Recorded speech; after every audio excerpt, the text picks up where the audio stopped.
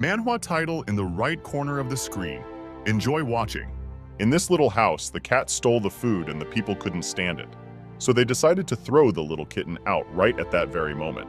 But the girl apologized profusely to Mr. Jerian. Kitty stole this food because her mother was starving. But the man couldn't forgive such a thing. He fulfilled her last request, to keep her mother alive. But that was the end of it. Now, in order to survive, the two never had to be seen in public again. They were simply thrown out of the house. But Kitty couldn't bear to see her mother mistreated because she was pregnant and in serious condition. But these people didn't care. And besides, the cat didn't have long to live, and it was their own fault for going into the warehouse with the food. Eventually, her mother was carried to a cliff and thrown off this small rock. Kitty was the first, so she still had time to recover before her mother was abandoned. Kitty managed to catch her, but Mom was still in serious condition. Kitty's siblings were in her belly, but suddenly she was bleeding. The mother began to apologize to the children. It was all her fault. She had no other choice as they had been starving all day. Her mother realized she wouldn't live long, so she told Kitty to hurry up and get out of here before the patrolman came. She told her to head for the wolves' territory.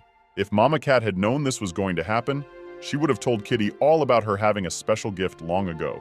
And Kitty, with her soft paw, would be sure to be able to manifest it.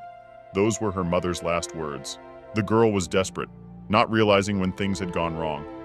Maybe when a fight broke out between the stronger beastmen, the weaker catmen being pushed back, or things went wrong when Kitty's father and brother died after an accident.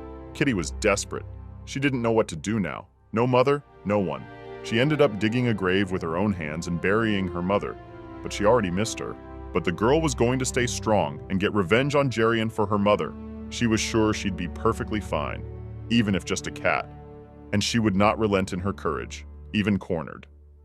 So pulling herself together, she left the grave of her just-deceased mother.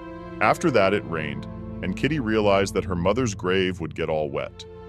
But even if she wanted to go back, she would not do so, for her mother certainly wanted Kitty to go away and find happiness. But Kitty didn't know where to go when she left the cat's territory. And as she was walking through the woods, she suddenly saw a whole carriage of people. Then she hid behind a tree and began to watch. Some knights seemed to be scolding the young lord for going so far away to play ball. Kitty knew at once that they were half-wolves, but they had gray hair, the same as hers. Then the girl thought she looked like a wolf and could pretend to be one. Besides, my mother had once told me that beastmen babies looked alike until they had distinctive features, and before that, they were only distinguished by the color of their fur. Mom also mentioned wolf territory in her last words. The grid wolf family, who rule the wolf domain, are very wealthy and are rumored to be not very generous to their fellow wolves. But if they find out that Kitty is a cat, she will be tortured and simply kicked out. But if she stays here, she'll starve to death before she even gets a chance for revenge, if only for a little while. Unlike animals, half-beasts are sentient beings, so they won't just eat Kitty. Though she doesn't know what will happen if they go insane as they did a few years ago. Anyway, she was just following that carriage from afar. After a while in the Gridwolf residence, the boys were resting peacefully. The ball they were playing accidentally went over the wall by itself, which is why they got so far away, but they also ended up getting penalized. So these boys are sick of playing ball. It would have been better if one of them had been born a girl. Then you could dress her up, have fun. Just pondering this, they suddenly heard strange noises and went out to check. It turns out that someone had been walking near their estate for some time now. The little wolves immediately jumped out to see who it was, but they saw no one in front of them. All because Kitty was so much shorter than them. She had to say she was downstairs so that someone would notice her. When she was sure she had come to the right place, she greeted the boys. She said her name was Kitty and that she was a brave she-wolf, even though she looked small. She had heard that Gridwolf was giving jobs to poor wolves without families, so she had come to ask for one. The wolf boys, of course, immediately noticed that Kitty smelled like a cat. As a punishment, they wanted to replace the ball they were playing with this cat, because cat fur is especially smooth. So, with their thoughts, they allowed the girl to enter. Kitty was so grateful to them, but first she held out both hands to give them a handshake. It looked so strange to the boys, a girl holding out two hands at the same time, but they shook them at the same time. And then both of them felt something strange at once. This girl's hands were so soft, it seemed impossible. The cat is so skinny, but her hands are so soft. A delight. So the boys couldn't let her go for a long time yet. The bad thoughts about this cat went away immediately, and the boys just enjoyed themselves. Kitty thought the two really did mistake her for a wolf, so she wasn't worried because they never let go of her hand. Then they gave her a little tour of the estate. The boys themselves must have been about 10 or 12 years old. Kitty couldn't help but notice that even the servants here are so tall and handsome, they fit in perfectly with this luxurious mansion. And Kitty's feet, or cat-human shoes, are usually so soft that they make no noise at all when walking. But her mother said that Kitty was as strong as a wolf, and so the girl didn't worry much. Suddenly the boys heard a sound and knew at once that Kitty was hungry. The girl admitted that she hadn't eaten for a few days and apologized. And besides, she was used to eating once a day. The boys felt so sorry for her. Even if she's a cat, she should eat well, especially at this age. They didn't understand why she only ate once. Then they decided to find out how the children ended up at the gate of the house. As they walked to the dining room, the girl tearfully told me that her whole family had died and she was left all alone. It really made everyone in the neighborhood feel sorry for her. The boys were thoughtful, so they immediately ordered to bring more food for Kitty and prepare a place for her to rest. But first, they decided to introduce themselves properly. Kitty didn't even know what her full name was, but she was often called Soft Hands because her palms were very soft indeed. It was actually a very funny nickname, but the girl was serious. She started working from an early age and did very well. But even so, her hands always remained soft. The boys started to feel sorry for her again. At that age, she should only eat and play. After that, they also introduced themselves. The boy with straight hair was called Theo Gridwolf, and the one with curly hair was called Dayon Gridwolf. Then the girl realized that Lord Gridwolf was their father, who had gone out for a while and would be back soon.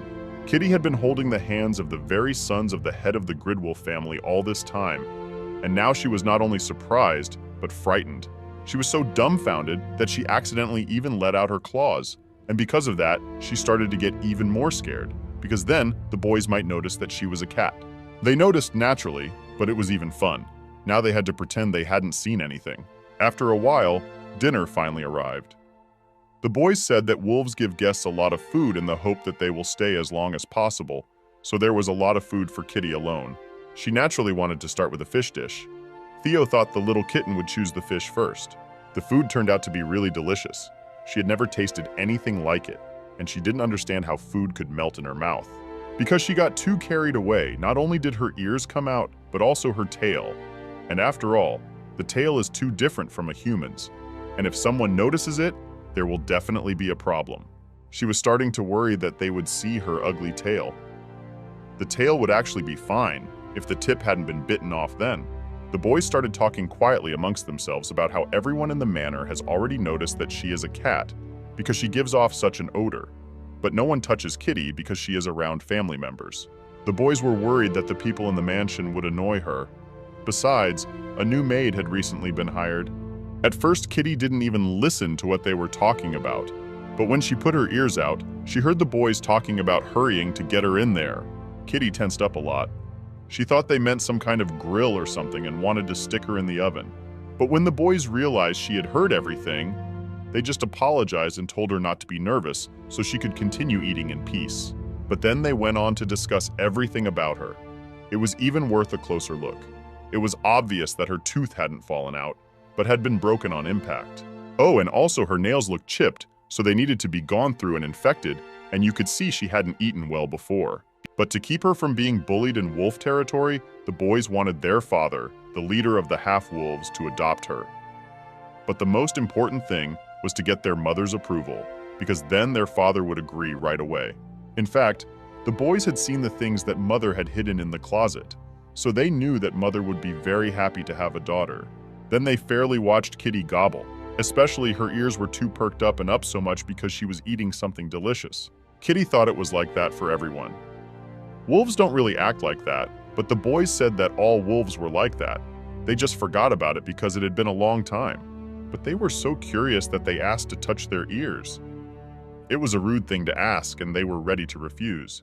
But Kitty let them in return for their kindness. Theo touched her ears first and immediately felt some kind of bliss. They felt so nice to the touch. Dayon looked at his brother's face as he made that grimace and didn't understand what was wrong at all. But then he touched Kitty's ears too, and his face became exactly the same. Then they immediately demanded that the father come home as soon as possible and told the servants to tell the father that Mother had some urgent business to attend to and then he would come home sooner. The boys were even going to get the family registry ready before their dad arrived, so things could move faster. This cat's ears were so cute, and the baby fluff on the tips was incredible. Kitty decided to find out what kind of man the head of Gridwolf was. And then the boys told about their father. He is Jackal Gridwolf, the strongest among wolves. He has a strict demeanor and a frightening expression on his face. But he takes care of his family like any good wolf. Even leopards turn pale at the mere mention of Jackal's name. Yes, even Kitty turned pale. To lighten things up, Theo offered to talk about their mom as well. Charis Gridwolf is a majestic she-wolf who was once the head of a knightly order. She has always dreamed of having a daughter. Upon mentioning this, the boys hinted to Kitty that she could be part of their family. Plus, she was still young and had nowhere to go. She'll be safe at the manor, and besides, she's too young to do the maid's job. After adopting Jackal Gridwolf, just as Theo and Dayon said she would, Kitty will live a life of comfort and security. But if she forgets about her family, no one will remember her mom, dad, and brothers anymore. Kitty didn't have time to think long before she too was wrapped in a blanket and carried to the entrance, because her father had already come home, and it was necessary for Kitty to greet the Lord. Kitty could still see the Lord from afar, and his eyes and hair like a real wolf. But as soon as she, along with the boys, approached him, his face immediately became angry as he looked at her. Then he asked his sons what was that fluffy lump they were holding. Kitty was shocked, for she was in human form now, but they still called her that. Theo finally let her go, so Kitty was able to greet the Lord, though it was obvious she was trembling. But even so, she introduced herself to him and dared to tell him that she was a brave wolf cub and had come here because she had heard that the Lord gave work for the poor without families. At this point, an awkward silence hung, and the Lord simply shook her hand. But then he, like his sons, couldn't let go of her soft hand for a long time. The boys had to persuade their father to let her go, because they realized that he enjoyed it as much as they did. But their father could just crush her hand. Kitty didn't understand why his face was still so ugly if he liked her. Still, the Lord said that the girl was too small and thin to work, so he suggested that a comfortable home be prepared for her in the territory of the small beasts. She was still too small and weak to stay in the territory of the wolves. But the boys began to argue that Soft Hands is half wolf and she can't be there. Right now she's just small and fluffy. But when she grows up, she'll be incredibly ferocious and a threat to small animals. The Lord watched his sons try so hard to convince him that this girl was a wolf, and finally decided to engage in the act, saying that she was indeed a real wolf, and he just didn't see it at first. And the boys kept reprimanding their father, asking him to put this fragile and unfortunate wolf cub on the family registry to protect him. And besides, Mom really wants a daughter. Jackal said his wife didn't really care, and he didn't understand why the sons thought their mom wanted a daughter at all. Then the boys said they had seen the things in their mother's closet and could even bring them over now. But then their father's face became serious again. Kitty thought that Lord Gridwolf must dislike girls intensely, and his wife probably didn't marry for children, because the mere sight of them already upsets her. Everyone knows that wolves tend to obey women. Suddenly, someone came up from behind and tore away from Kitty the blanket that covered her defenseless back. That was Charis Gridwolf. She no longer looked as fierce as her husband. With a start, she asked why there was a little girl in the manor. Kitty was so scared, so the boys explained to their mom instead of her that this is Kitty. She is not very old, but she is a brave wolf cub and heard that they give jobs to orphaned wolves here. So she came. Kitty extended her hand to the woman and greeted her. And as soon as they made contact, Charis's face was somehow sad. Kitty thought she didn't like her soft hands, so now she was going to be kicked out of here after all. But Kitty could not allow this, so she began to tell them desperately that she could sing for them until her spirits lifted, and on sunny days she would bring bouquets of beautiful flowers. And at night, when the moon was big and full, she could open the shutters for Charis to admire the night view. But if she's so unpleasant and hates girls, she can even have her cleaning chimneys. Kitty learned that before she could talk. With tears in her eyes, Kitty asked to be allowed to stay here at least for a little while. She promised to be very quiet and not to disturb anyone. Charis petted the girl and told her to start by wiping her tears and taking a bath. At first, Kitty was fascinated by her mistress's care, but then the information about the bath came to her. Kitty remembered how much she disliked bathing and hated getting wet, and her fur would get fuzzy afterwards. But of course there was no choice, and soon the maid Lena Gray appeared before Kitty, who was going to help the girl with her bath. Kitty also introduced herself to the woman and said that she had come here looking for work. Mrs. Gray felt so sorry for the little girl, for she had come to work at such an age, but still, she had come to the right place. The master is kind enough because he gave a job to an old woman like Mrs. Gray. Her hearing and eyesight were already bad, but she kept working.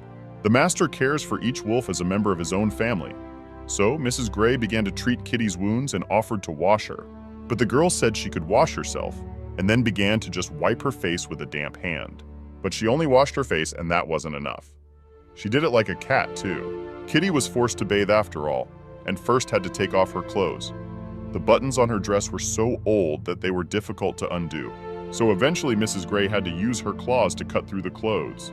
The dress was so worn out that even after washing, it would be impossible to wear, so it had to be thrown away. But Kitty asked to keep at least a button of it, for it was very dear to her. Mrs. Gray then began to brush the girl's hair, which was very pretty and lush, but tangled and messy. Then the girl said that she looked like that because of the journey, but that it would soon get better. The maid was curious about the journey and asked where the rest of Kitty's things were. But as it turned out, the girl did not have any things with her, except these clothes. Mrs. Gray was upset, for there is such a large closet in Kitty's room, but it turns out that it will be empty for some time to come.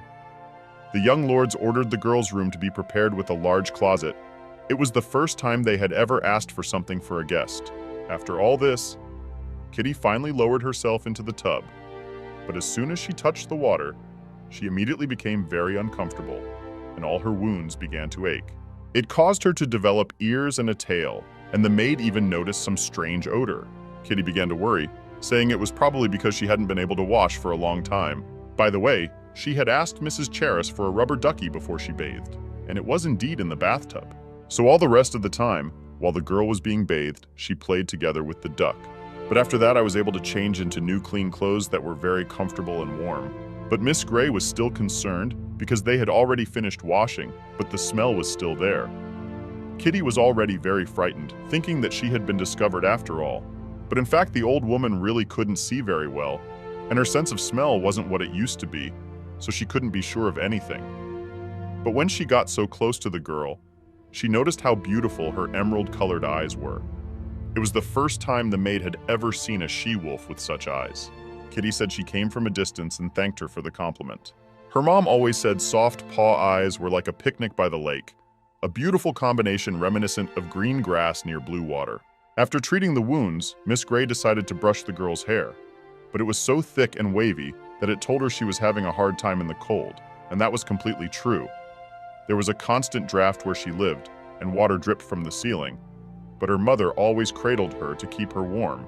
Kitty isn't even sure where she lived, whether it was up north or not, but she remembers that there was always not enough wood at home to keep her warm enough. Miss Gray was actually very sorry for the girl, but not to upset her. The woman said that now the girl was really a brave wolf girl, besides looking tidy, and would probably definitely get her first job soon. And so the girl was left alone in her room to rest. The first thing Kitty wanted to do was to run to her huge new bed. But in an instant, she ran past the mirror and couldn't help but stop at what she saw. Her hair color had become much lighter, and now it wasn't like a wolf color at all. Apparently her hair was dark gray because she hadn't washed it for a long time. But now that it was clean, it was a different color. Kitty was so excited and didn't know what to do now. But it occurred to her to wrap a towel around her hair so it wouldn't be visible. Still, she pulled out her ears because Theo and Dayon called them wonderful and cute. After that, she finally went to her bed. This room would belong to her for a while, so she hid the buttons under her pillow so no one would find them there. The bed was so soft and big that Kitty wanted to stay here for at least a week. And besides, the boys liked Kitty, but their parents seemed to have a different opinion since they're the ones in charge, and it's up to them to decide what to do after all. The girl decided to just wait until the others arrived, and she enjoyed the warmth of the place, with thoughts of what kind of siblings she would have. Her mother said there were 3, and she was most interested in the colors of the fur, but it was a pity they were never born. Kitty decided after a little rest to go once more to ask Mr. and Mrs. Gridwolf for work. Meanwhile, they were having a family meeting. The mother asked the children to explain what was going on here. The boys began to tell them that this girl's name was Kitty, but her nickname was Soft Hands. They said that the estate would be more harmonious if this charming girl became their sister. But such a statement was not to their father's liking, so with one word he made them tell the whole truth. The boys told them that Kitty came here after hearing that the Gridwolf family helps wolves who have lost their families. However, it would be a long time before she could start working. That's why they did such an irresponsible thing by saying the family could adopt her. The mother reminded the boys how 12 years ago, the power of the Blue Moon's magic had made the faithful humans lose their minds and turned them into monsters. When the Blue Moon, a gemstone previously only heard of in tales of the creation of the world, appeared in the leopard's territory, upon hearing of the thing's appearance, the richest leopards immediately converged to look at this blue stone. But this was the beginning of disaster. The Blue Moon contained a great ancient magic. The leopards who came into contact with this power lost their composure, turned into monsters, and began to act. And now leopards possessing the stone are trying to induce insanity in other species through experimentation. In any case, if large animals are threatened by this force, no one can guarantee safety. Even so, the boys were sure that if Kitty became part of the family, even if such a thing happened, no one would dare attack her, for wolves respect hierarchy. But his mother kept explaining that living constantly surviving and living safely are different things, and the life of a cat among wolves cannot be safe. Could Theo guarantee that nothing would happen? Then the boy set his father up by saying that his father recognized Kitty as a wolf cub. Then the mother looked aggressively at her husband. But he continued to sit in silence, waiting for a decision. The boys tell them that Kitty's parents are dead, and she has no one to take care of her. Whether it was the wolf's den or the outside world, there was no big difference. Then Karis felt really sorry for the girl. The atmosphere immediately changed as she remembered an incident that happened many years ago. She told her sons to leave, and then she sank into heavy memories. That day when there was a blue moon, enemies started attacking everyone, and Gridwolf Manor was also affected. And his wife naturally defended herself. But that was when it was a very difficult situation. Karis had just become a mother then. She had 3 small children, and it was at this point that the enemies were advancing. No one could take care of it now, so the woman dug a small hole and buried her cubs there. She knew they'd be cold and scared, but she hoped they'd be patient and survive. But only 2 children survived that night. Karis was now looking at a little girl so much like her children as a child. Kitty had fallen asleep in the corridor, for she was waiting for the Lord and Madam. And looking at her, Karis decided to tell her husband something. She actually lied when she said she threw those things away, but she really couldn't. In fact, every time she remembered her dead daughter, Karis bought even more things, though it pained her at the sight of little girls reminding her of her. If the Dew pairs now decide to raise this child, they will be hurt and anxious, for she will remind them of their own daughter. But with a tail like hers, and an injured one at that, it would be hard to pretend to be a wolf. She would be in danger everywhere. That's why Jakal has offered to take care of Kitty until she gets back on her feet, as a foster family. Thru is excited about Softpaw's arrival, but at the same time she's scared about it. The next day, Kitty woke up in great condition. She was so warm and soft. However, Lady Charis was right beside her at that moment, and as soon as she noticed Kitty's awakening, she said that the girl looked so happy. Kitty was very frightened. She remembered that last night she had fallen asleep right by the door, but what scared her the most was that she was now in cat form. And then she tried to explain her appearance, but Karis just got a laugh. She said she hadn't seen the little wolves in a while because her sons had grown up quite a bit. Kitty was immediately relieved, realizing that she probably looked like a wolf after all. Yesterday, Lady Charis had scowled at the sight of her, but today was different. Kitty thought it was because she seemed too bold for her age, and decided that she wasn't going to continue acting mature enough to stay here until she could get revenge on Jerian. The girl had slept so long that her fur was all crumpled up, so the woman asked permission before smoothing it out. Kitty, of course, allowed it, but afterward, for a long time, she was in the arms of Mistress, who never stopped stroking her.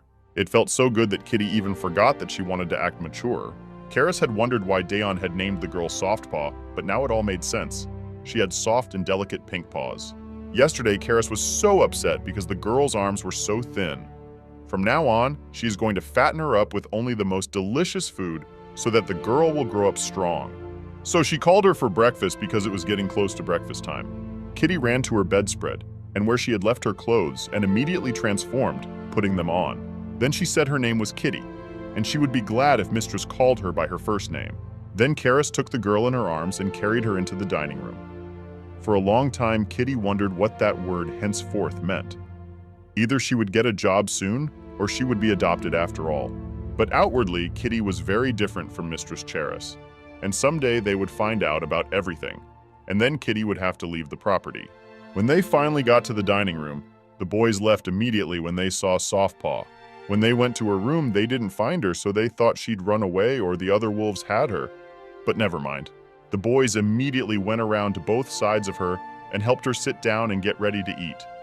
In fact, they were so anxious at night that they couldn't sleep, and the mother was so sad that the father made his sons run 20 laps around the practice area. When they mentioned it, they got an angry look from their father, but he still didn't say a word. After that, a lot of different kinds of food were brought in, and everyone began to eat. Mother told Kitty to eat slowly and carefully. Then everyone noticed that the mother was calling the girl directly by her first name. But that's all because she got Kitty's permission to do so. You can't call a lady by her name without getting her consent. Then the boys, one by one, also asked Softpaw to address her by her first name, and the girl, of course, allowed it.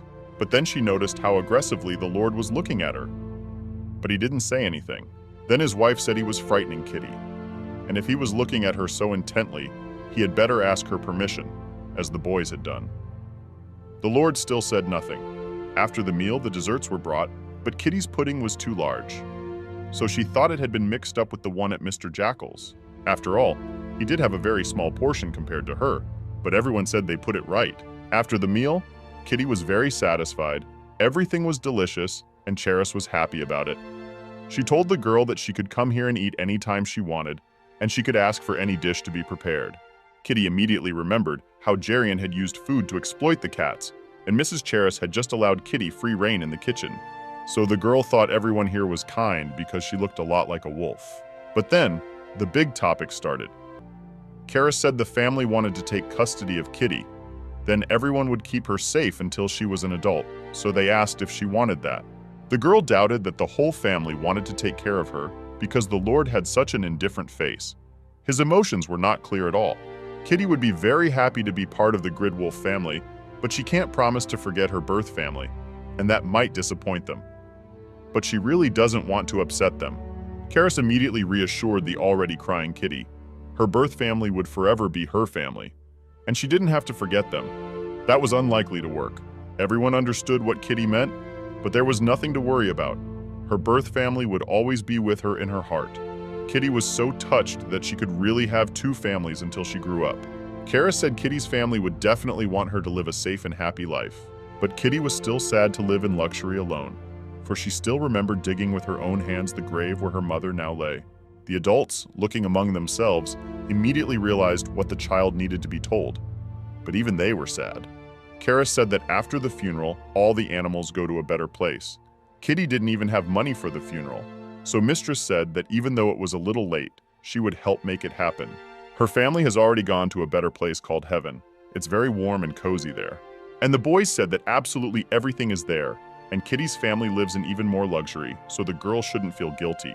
Kitty immediately thought that in a place like this, there must even be salmon fillets floating in the rivers. It was a very strange comparison. Salmon fillet, but my father said it was.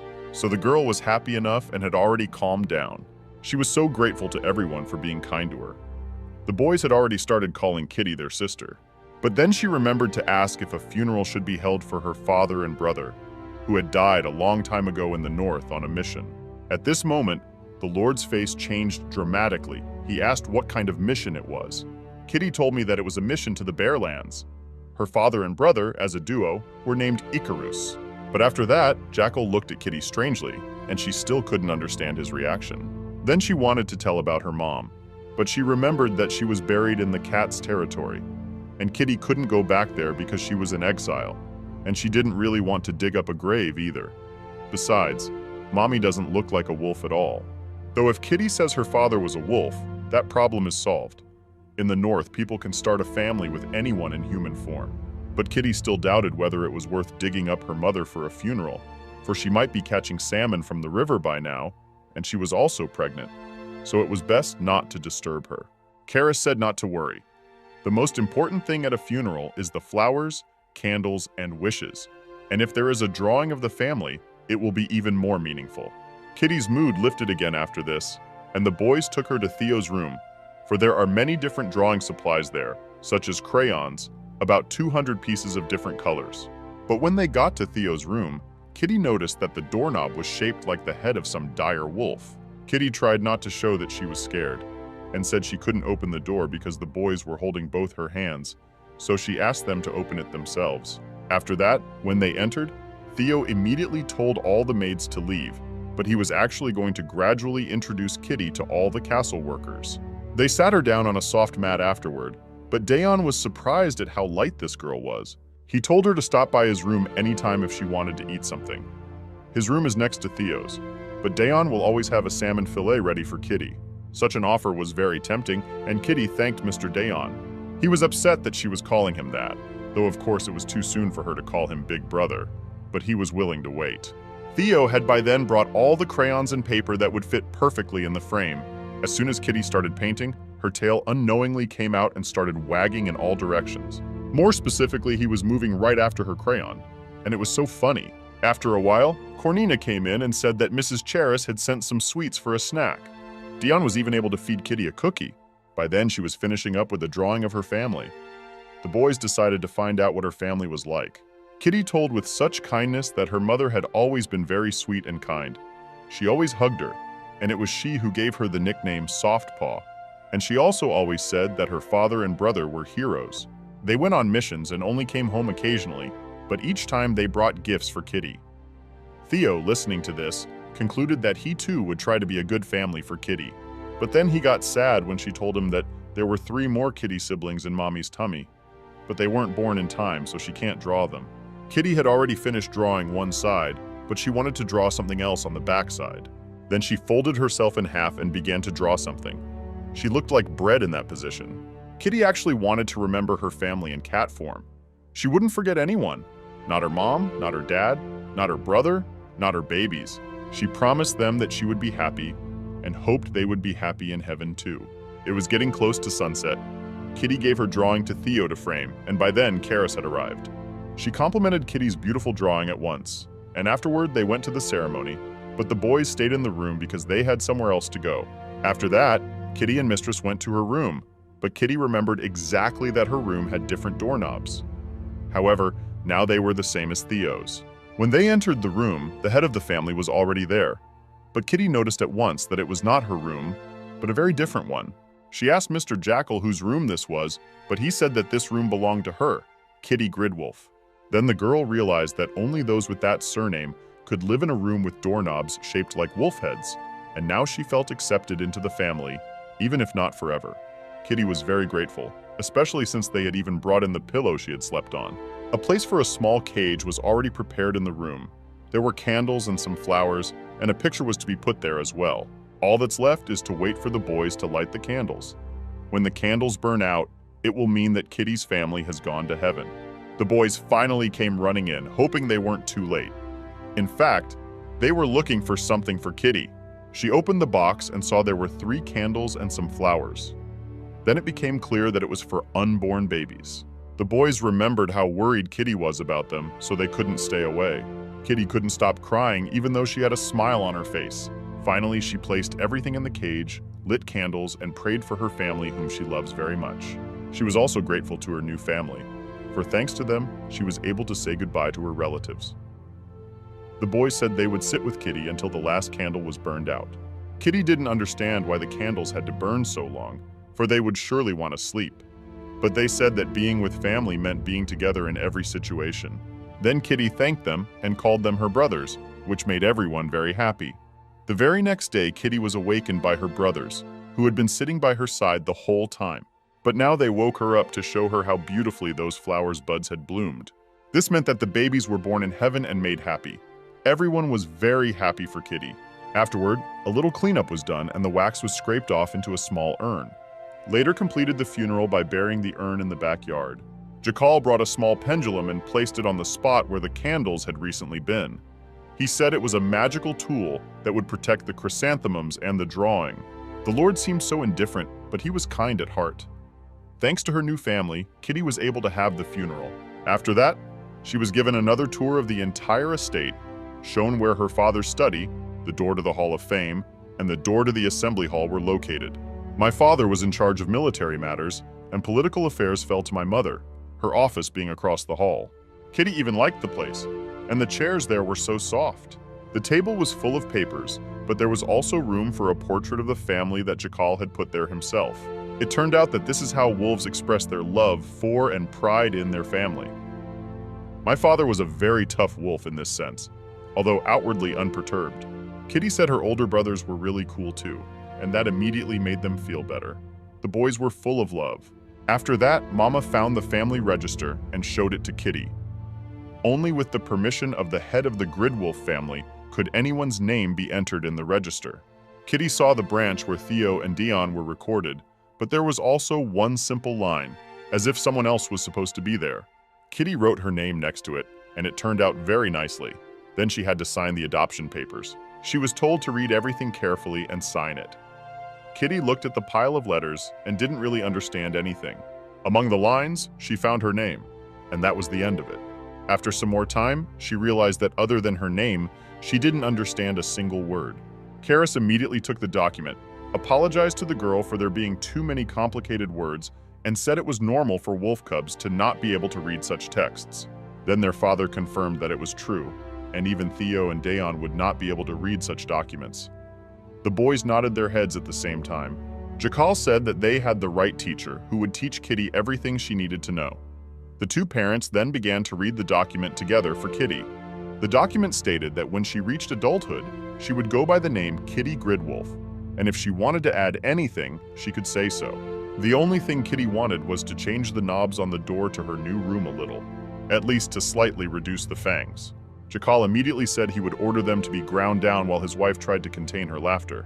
And on this, Kitty had no other requests. Now she had to sign or put her fingerprint on it. But she didn't have a signature yet, so she decided to leave a fingerprint, so she turned into an animal, which looked really cute. She had to do it all neatly, and she could have even added on it like rollers. That would have been really cute. After that, she immediately transformed back into human form. She was now Kitty Gridwolf, and the first thing Karis decided to do was introduce the girl to the castle staff. Schedules can be tight, so it won't be possible to see each other often, but parents want to make sure Kitty gets settled in quickly before Charis leaves. Kitty asked sadly where Mistress would be going. It turned out that it would be the Great Convention, a 10-day gathering of wolves, and it wasn't over yet. In fact, Charis had come home so suddenly because she thought something had happened when her sons called. Jakal is already done with his business, but Karis isn't, so she will need to return. She is happy to have such a sweet daughter, but she is obliged to attend the meeting. The girls had no idea that there was real drama going on behind them when their father took the document away from his sons and framed it, preventing the boys from keeping it to admire their sister's lovely seal. Kitty had asked Charis to come back right after the end of the meeting, and Mom was certainly going to do just that. She also wanted to bring a lovely present for Kitty, but she was already leaving early tomorrow morning, so she wouldn't be around for a while. Karis decided to look for a teacher for Kitty herself while she was at the meeting. In fact, she already had someone in mind for the role. After that, she was carried to meet all the workers. It was the first time Kitty had seen so many wolves, and for a while she even forgot that she was a wolf too. But she shouldn't have been surprised. As soon as she looked at the welcoming glances of all the servants, she felt warm. Even if it was only temporary, they would treat her as a member of the Gridwolf family because they had seen the document with their own eyes. The workers will try to help Kitty with everything. Here, for example, is Flora, the head maid. You can ask any of them for help.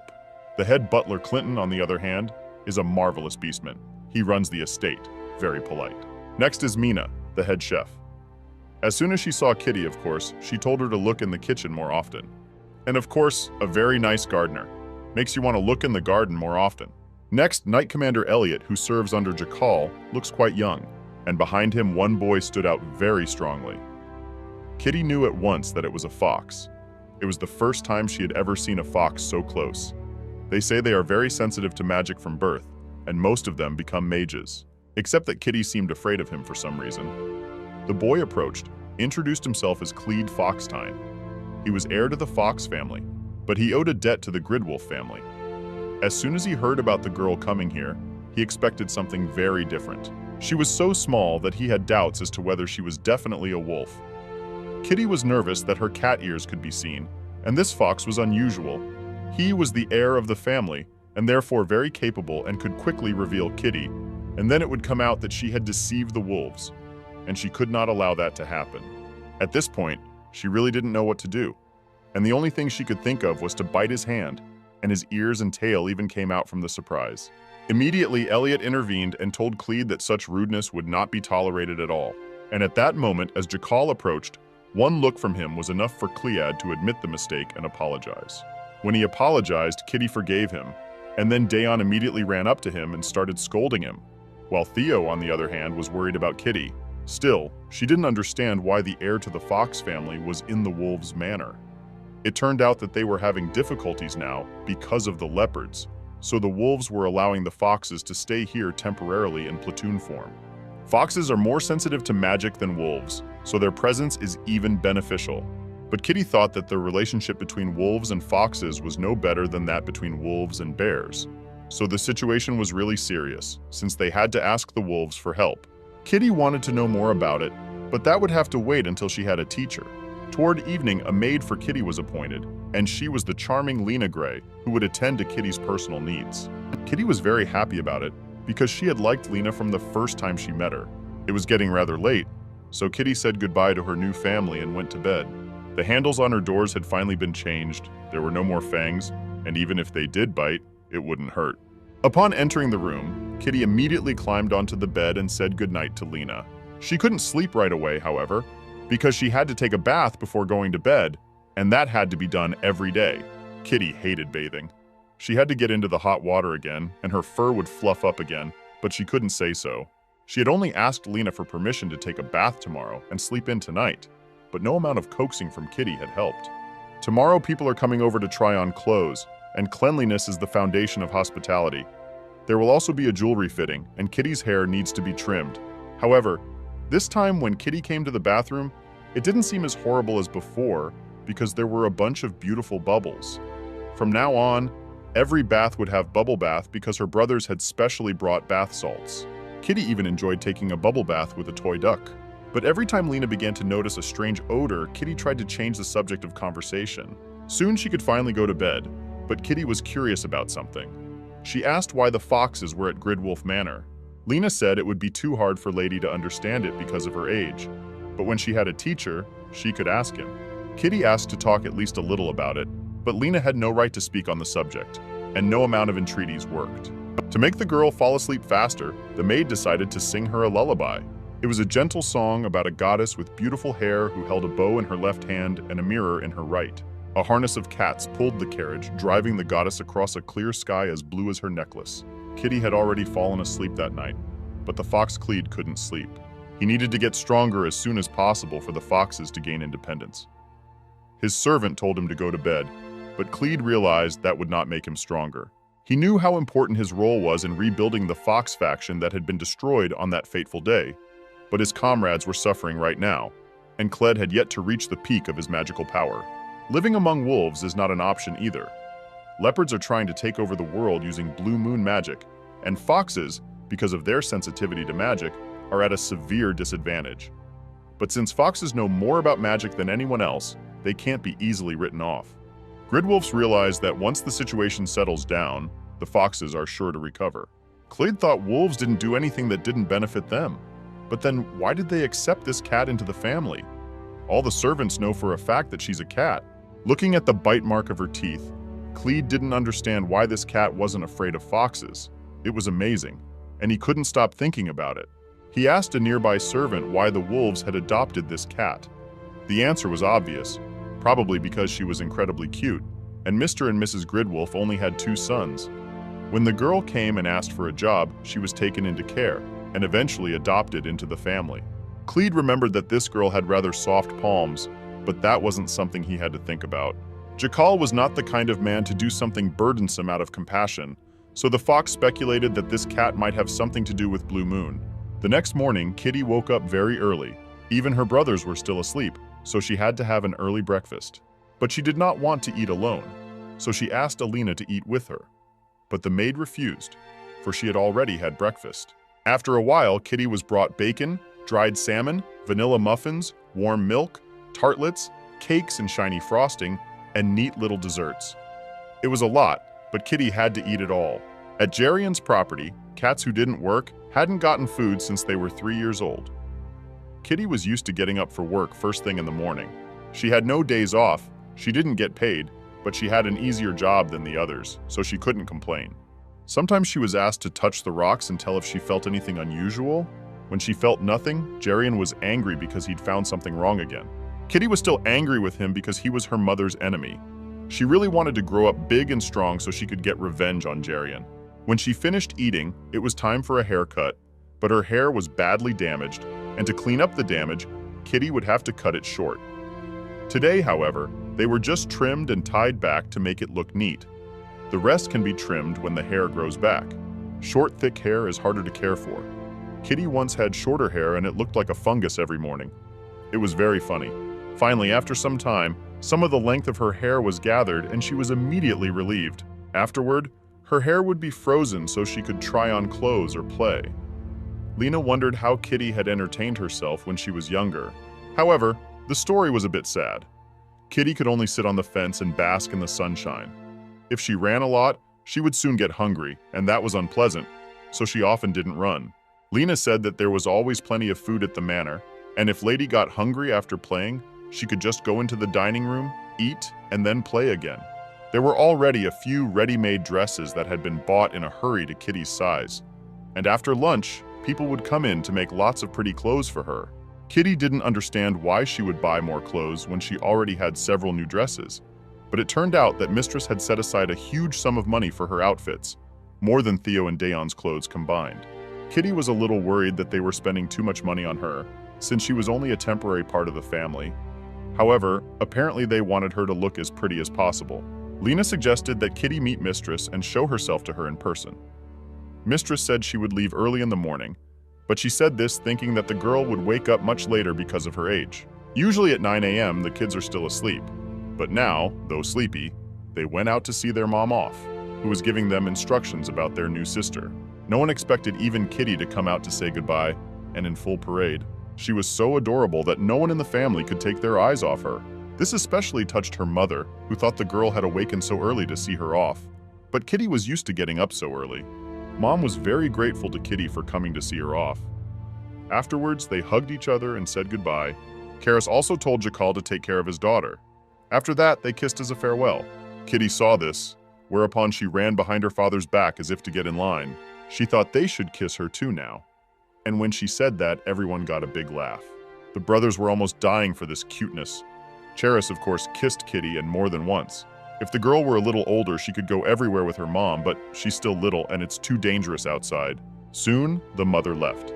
A servant approached the Lord and asked where to take the fake blue moon they had gotten earlier. Kitty immediately heard the familiar name. If it's a blue moon, then Jarian must be... It seemed to be the very stones he had been checking out before, trying to get more and more. For a long time, her father looked intently at Kitty, but was silent, so she wondered if he had anything to say. Even though he looks like a villain, he's actually a good person, just not good at expressing himself. He asked Kitty's schedule for today. She listed. She'd already had breakfast, then she'd have another snack, play a little more, then try on dresses, then have dinner, eat dessert, take a bubble bath, and go to bed. Afterwards, she asked him about his schedule, but the Lord only said he would be busy. It was noticeable how upset the girl was. So the brothers told their father that he was scaring Kitty. Father is supposed to be a kind and caring wolf, so just need to find out what he meant. When Kitty asked for an explanation, her father said he would spend the day in his office. Basically, nothing had changed. But Theo explained that it meant that the girl could visit her father at any time. She was so embarrassed and surprised that he told her that. Of course, she was definitely going to come to him, but now she decided to go for a walk. Her brothers offered to walk with her and show her around, but Kitty said they needed to change first, since they were still in their pajamas. After everyone was ready, they took a box of cookies with them and went for a walk, but had to come back after lunch. They decided to start by looking at the buildings near the estate, and the area was huge. First, they entered the banquet hall. When people came to Gridwolf Castle, they would gather here and eat together. This place was very big and luxurious. Next was a ballroom with a dance floor. Daon immediately said he would dance with Kitty here later, but Theo is older, so he dances with her first. But did Kitty know how to dance? Of course not, so she decided she had to learn. They continued walking and exploring the area, enjoying many funny and cute moments. Finally, they reached the garden. Incredibly, the sun looked like it was illuminating the entire cat territory. Theo said that today they were only looking at the east garden, which was closer. There were roses and sunflowers blooming there, and there was a huge orchard, the favorite place of the estate's cooks and pastry chefs. There were indeed many bushes with berries in the garden, and they could be plucked and eaten right off the bush. When Kitty found out about it, she was delighted. She especially liked strawberries and could eat them as much as she wanted. However, it turned out that you can only eat strawberries when the gardener Philip is out of sight. But no such luck this time. The gardener was already at their backs and greeted the young gentleman and lady. When he asked if Kitty had eaten strawberries, she lied for fear of punishment and said she hadn't.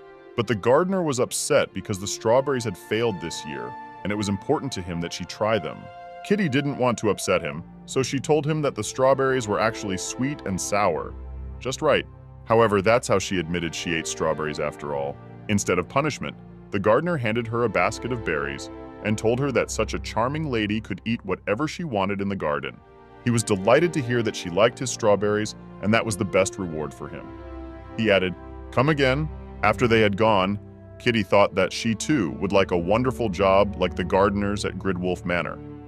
But her brothers said that if such a nice maid worked on the estate, the other workers would not be able to do their work because they would be looking at her all the time. After a while, walking along one of the paths, they reached a huge memorial stone. The graves were elsewhere, and this was a memorial to the fallen wolves. On it were written the names of the wolves who had fallen victim to the leopards who had lost their minds due to blue moon magic.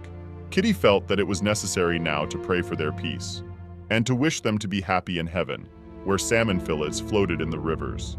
Theo remarked that it was already time to head back since the designers had probably already arrived. They had time to explore most of the area today, but Dayon was beginning to worry that his sister might be tired. For all this time she had been walking, and there were wounds on her legs that might hurt. However, Kitty said she could keep walking. Her brothers told her not to lie, for she would still need energy to try on cute dresses. After they looked at each other, they immediately knew what they had to do. Dayon turned into a huge wolf right on the spot. It was truly an amazing sight. Theo put Kitty on top of his brother, but the girl had no way of knowing why his wolf form was so huge. It turned out that once a wolf reaches a certain level of magical power, it can increase its size in proportion to its strength. This is useful both in battle and for transportation. Their father has so much magical power that he can turn into a much larger wolf. Kitty dreamed of being that big when she learned magic. Meanwhile, the designers had already arrived at the estate, so they had to wait a little while for the gentlemen to arrive. Designers began laying out fabrics and materials so that orders for family members wouldn't be mixed up. One of them suddenly noticed a very strange odor in the room, and a smirk appeared on her face. Kitty came home to meet the designer. Unfortunately, her brothers were away on business, although they also wanted to see Kitty try on clothes. There is no one at all who could help her in choosing clothes and jewelry. Her father is busy, and her mother is not at home. The only one who can help is the maid Lena. And so the two Weiler designers arrived. They thought they would be designing an outfit for Lady Cheris Gridwolf, but were surprised to learn that they would be making clothes for someone else today. Kitty introduced herself as a young, plucky wolf cub and said that Gridwolf had adopted her, so she was now a member of the family too. After this, the atmosphere in the room changed at once, for Mrs. Weiler was simply enchanted with the young lady and was ready to pick out the best outfits. Everything that was shown to Kitty, she liked. As it turned out, these clothes are for dolls, which the Weiler couple make as a hobby. They use genuine gemstones and expensive fabrics, but couldn't sell them to anyone. Well, now there's a kid who fits these sizes perfectly. Kitty was asked to try on pants. After all, riding clothes are fashionable among women these days, and they are practical and comfortable. But Kitty was worried that it would be difficult to hide her tail. So she opted to wear a dress with lots of ruffles, very bouffant. They then proceeded to select the color of the cloth, and Miss accidentally made contact with Kitty's hands. She was just shocked because her palms were so soft and nice, so she immediately started thinking about what kind of gloves to put on them. Suddenly their father came into the room, and the stares were clustered around him on all sides. They were offended that their father had made them study, and had gone to watch Kitty try on these clothes, and had not even called them. After picking out your outfits, it's time to choose your accessories. Kitty approached the girl in charge of the various accessories and jewelry, but her smile and laugh were just as sinister as Jerian's. Kitty tried on the hat with the jewel on it, and everything seemed to be going well. But then, when they showed her the price, Kitty was shocked. It was the first time she had ever seen so many zeros. The woman told the lady to just ask her father to buy the hat if she liked it so much, because Gridwolf wouldn't skimp on her daughter's budget. This pink chrysolite hat perfectly matches the elegance of the Gridwolf family members, and if you add gray feathers to it, even a mouse will feel like a wolf. Kitty immediately realized that this girl had discovered her secrets and was now trying to sell the hat by insulting and intimidating her. This girl decided to remove 1 zero from the price because Kitty is so adorable and the previous price would have been too onerous. But Kitty wasn't stupid. She said she needed to remove at least 3 more zeros from that price tag. After all, she knew that the brooch was decorated not with chrysolite, but with colored glass. Kitty just left the hat and walked away. The woman tried to explain to everyone that she was not a fraud and had done nothing wrong, but Kitty just couldn't stand to be treated that way. No one had any idea what she was doing working for Jerian. He used to run a business where he changed stones and accessories from worn but real ones to fakes. Kitty was the one who sorted the stones for him, for some reason she could tell them apart. So she was the only one given such work.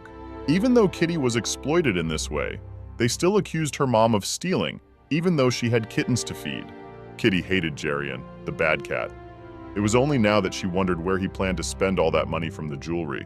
But it didn't bother her, so she just went to try on clothes prepared according to her preferences. Dad, the knight, and the beard were so thrilled. I only wish Mama could see Kitty in that outfit now. It was stunningly beautiful and comfortable. Then she tried on many other outfits, and they were all gorgeous. It was hard to contain myself while looking at this beautiful girl. With one gesture, Dad ordered 5 dresses of that style. They decided to transfer all those outfits to Kitty's closet, and the ones she didn't have time to try on, they also bought because it was already clear that they would fit perfectly. Kitty just didn't understand why she had to buy so many clothes, because she would grow up before she could wear them all. Chakal didn't think it was a problem because he could order the clothes again, just in a larger size. Kitty liked the pink-colored dress she was wearing best, so now the designer had the responsible task. We have to make matching outfits for the family portrait, because that's what Chakal's wife wanted. After that, the counting of the money began, and the price was enormous. Chakal saw this and was also surprised, for the amount was very different from what he had allotted. Kitty thought that she would make the family go bankrupt, but it turned out to be the opposite, and there was still plenty of money left. So, Chakal decided to buy all the jewelry there was. That was the end of it, and Kitty had a little chat with Chakal, but he was, as usual, speechless. He had to go back to the office again. Only for some reason after these words, he was silent and stared at Kitty. She, of course, did not understand anything until her brothers told her. Dad will be in the office all day, and there's something there for the soft paw to enjoy. Kitty understood immediately and asked Mr. Chakal for permission to come into his office, and he instantly agreed. Afterward, he took her in his arms and carried her away with him. This was the second time Kitty had been in this office, and it felt a little different. Chakal brought her to the crib that stood right next to his desk. The wooden bed had been used by his brothers, so it was scratched. He was going to start by measuring Kitty's height, and then he was going to talk to her about something. One of the cabinets already had different height markings on it, meaning the boys were often here too.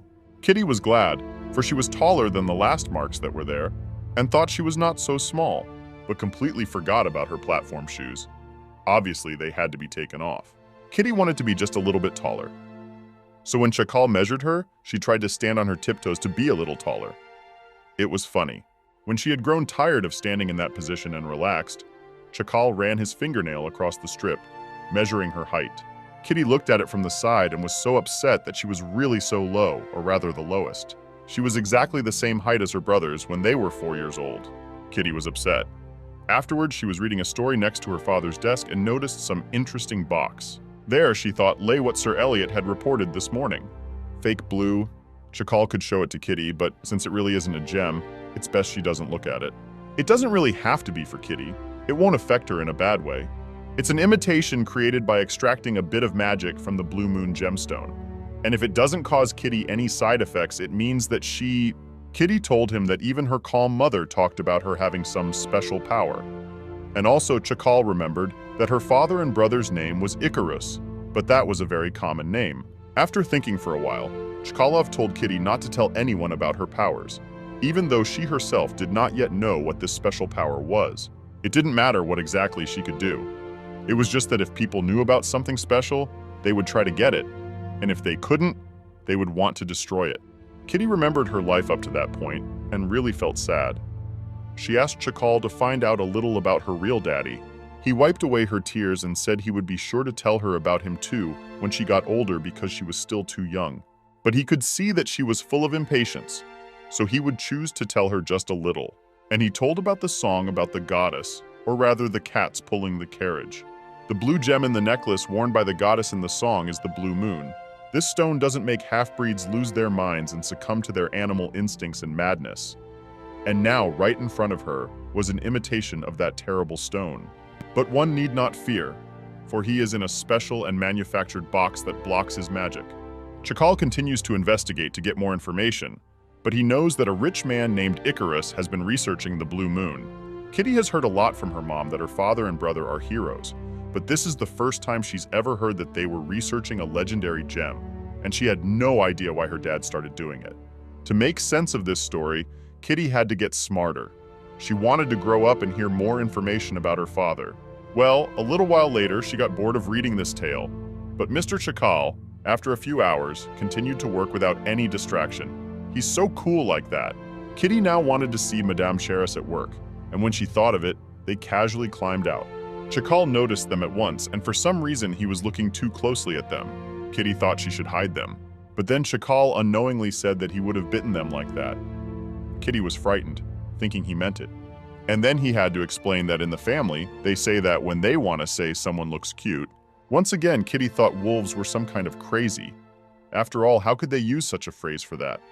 But now she was acting like a wolf child, so she should be used to it.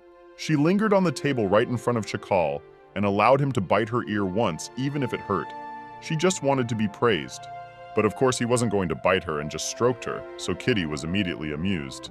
When it was already evening, Chakal continued to work, and finally he felt tired. Looking around, he saw Kitty lying in the small bed. He had never seen a cat before in his life, but now, looking at her, he didn't even know if all cats looked like this. The goddess who created this world rode a carriage pulled by cats, and the cats the goddess stroked stopped unresponsive. This was so that they would recognize the goddess when she returned to this world. It is also said that the name Icarus was passed down among them from generation to generation, and Chakal assured Kitty that it was a common name since she was hiding her identity. However, Icarus is actually not a common name at all. It's very rare, and the last Icarus died in Bearlands. Kitty is so small, but she could be the key to everything. Kitty woke up just in time for her first letter. So the next day she went to see her brothers in their study hall. They hoped, of course, that she had come because she missed her brothers. Kitty came to learn. She was going to learn how to write and read a letter because Lady Cheris had sent her one. Of course, the maid had already read that letter. There, Cheris said that every time she told the other wolves in the meeting hall that Kitty had become part of the family, she was very happy and everyone couldn't wait to see her. So Cheris was thinking of having a simple tea party to introduce Kitty to everyone, and she wanted the girl to write a tea party invitation for the Vivis family. It was okay, even if the letters were a little crooked, and she didn't have to use complicated words. Cheris just wanted Kitty to write the invitation with all sincerity, so now she plans to learn how to write to send an invitation, and Cheris has even made instructions for her. Her brothers helped Kitty sort it all out, and the girl simply redrew the inscription from her mother's dictionary. Learning the letters was so hard she could feel her tail cramping, but it worked out pretty well. Dayon decided to teach his sister how to write a few more phrases, and even though she didn't even know their meanings, she just wrote. And when Theo came to watch, he felt left out because it said, "Brother Dayon is the best." Of course he asked Kitty to write, "Brother Theo is the best." After all, it is also suitable for practicing writing. Kitty must learn to write letters so that when her brothers go on long journeys, she can write to them. When wolves reach a certain age, they leave home to learn how to fight, but it's still a long way off. They are already afraid to leave their sister alone, though. But in advance, they were asked to leave the stamp of their soft paw on each letter so that no one would doubt that it was from Kitty. Theo immediately said that at the tea party, they would have tea in a beautiful place, decorated with lots of bright colors. And they would probably have a dinner of bones as well. And after the meal, there might be dancing. Kitty liked the idea at once.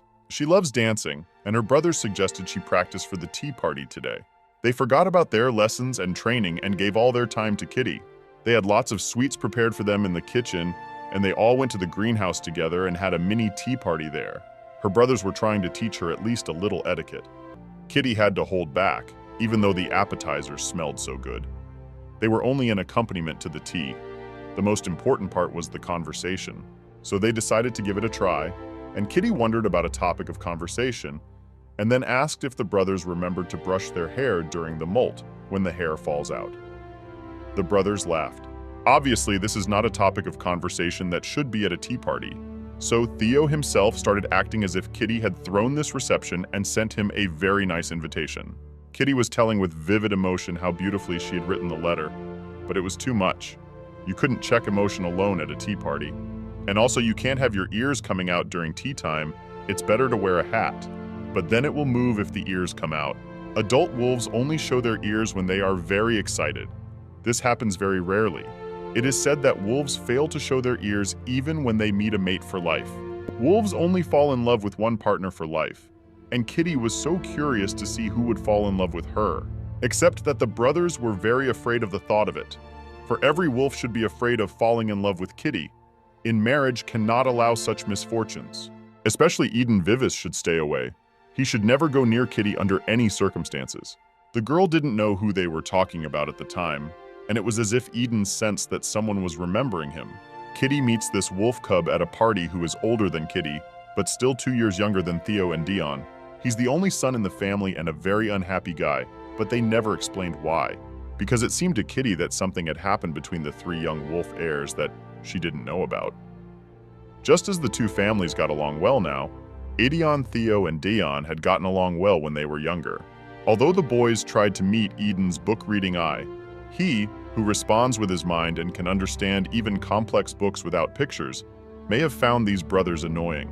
Then he said he couldn't socialize with fools, and the boys remember it to this day. So the most important thing is that he never falls in love with Kitty. The other guys don't fit, but this one is so much more awful than the others.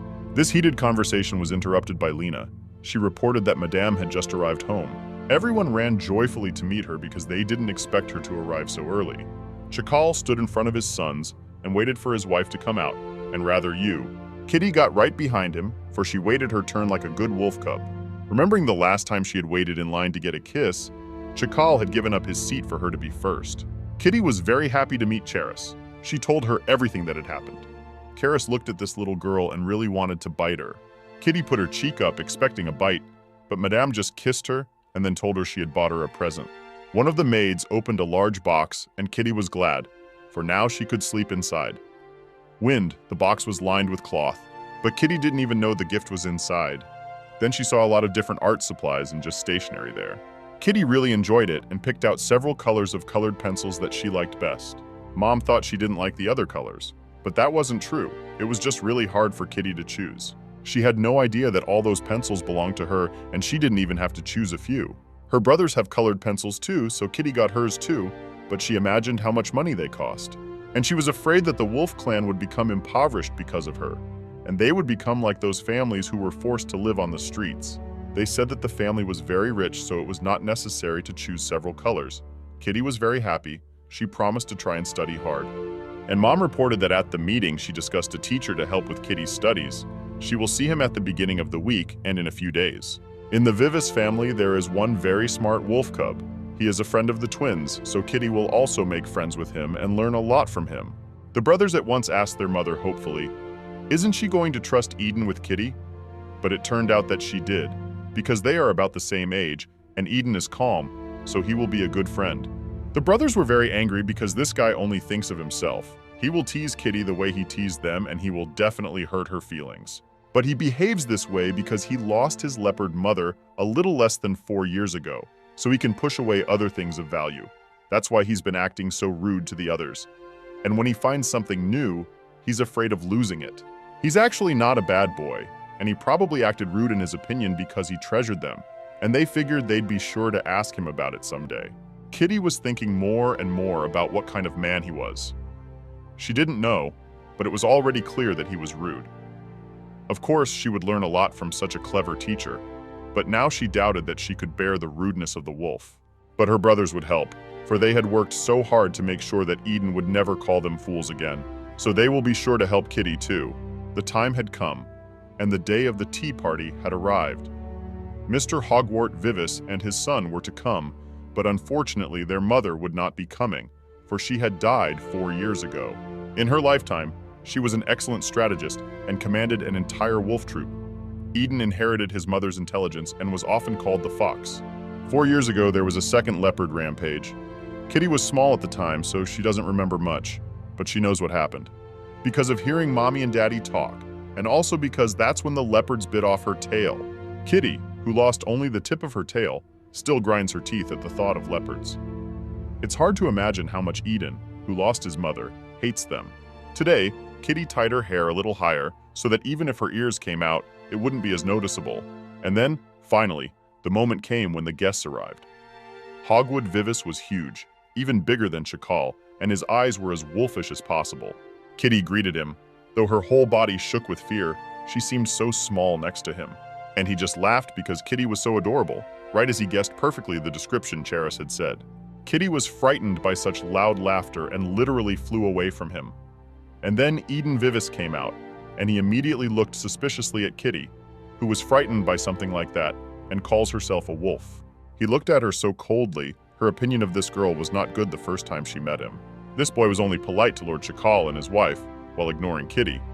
Only once did he look at her when he told her she had been taken into temporary custody. It was easy for Kitty. She wasn't going to consider herself a true member of the family. She was grateful to be fed and protected, but it was like Eden was ruining everything. He said he was dizzy from reading in the carriage, so he left everyone and went to rest in the guest room. His father apologized for his son because he didn't want Kitty to be upset. Then he decided to shake hands with the little wolf cub as a sign of familiarity. And Hogweed really liked her little soft hands too. Chakal said proudly that Kitty's nickname Diana suits her. Somehow thinking about it brought Hogweed back to the past, when his wife was still alive, and Eden had been kind and gentle with everyone. But at some point had closed his heart to everyone, and now no longer relied on anyone, not even his father. Kitty was so upset, thinking that she was the one who didn't like the boy, that he didn't want to meet people. But he still only came here because of her. He avoids socializing with people even more than before, but his father has asked him to be a mentor to a little girl. The leopards have come to move again, so Hogweed needs to start taking action. He told his son that he would leave the mansion for a long time for now, and so that his son wouldn't be alone, he temporarily became Kitty's teacher and would stay at Gridwolf Mansion. Kitty realized that he had no reason to look at her so coldly. After all, the mentor position here was a good opportunity for him. She pushed all bad thoughts away and began to prepare for the tea party she had been thinking so much about. She hid her cat ears under her hat so they wouldn't come out when she was with Eden, lest he mock her again. Kitty arrived at the tea party place much earlier than the others. She chatted a little with the maids, who were delighted with her. She decided to help them a little with the preparations. At first, the girls refused, because they had to do it themselves, but Kitty was so nice that they agreed. Eden felt disgusted that the cat was staying at the Wolf Manor in all seriousness. The weak creature was bound to be a burden to the strong. He thought so because he had been in a similar situation himself, with his mom protecting him with her own body. She went too far into the enemy camp but still protected Eden. He had seen it all, heard it all, and understood it all perfectly, so he kept blaming himself. Eden decided not to stand aside after all and went to the table. Kitty was glad to have met him. She said she was looking forward to having him teach her, and she was very happy about it. But Eden said rudely that he was definitely not pleased.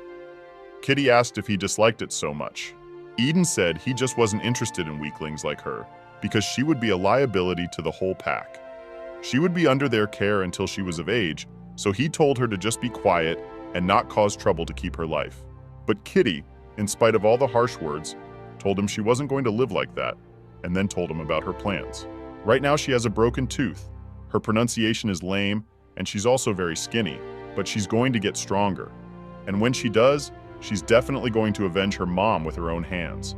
Eden decided to ask her directly why she had shown up at the Gridwolf family, pretending to be a wolf when she was really a cat. Kitty was shocked that he had exposed her. She pretended that she was really and truly a wolf. She couldn't understand how this guy knew she was actually a cat. She thought it was some kind of scent coming off her, but if that was the case, the others would realize it too. But no one but Eden had realized she was a cat, which meant he really was the real genius. And now he was asking why she'd come to this family, pretending to be a wolf and agreeing to a temporary ID. Kitty was no longer in denial.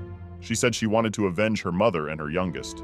They were babies, still in mommy's tummy, and would have been cute if they had been born, but that didn't happen. Eden suggested that Kitty just go back to the land of cats and live in hiding.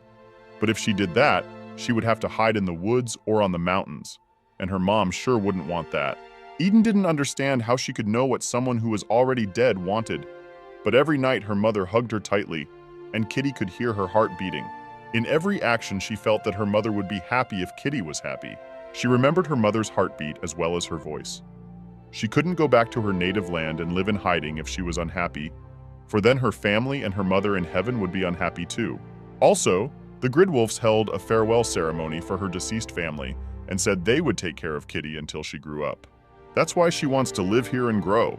Eden had become a little different since that conversation. He seemed kinder, and Kitty thought it would be a good time to take his hand.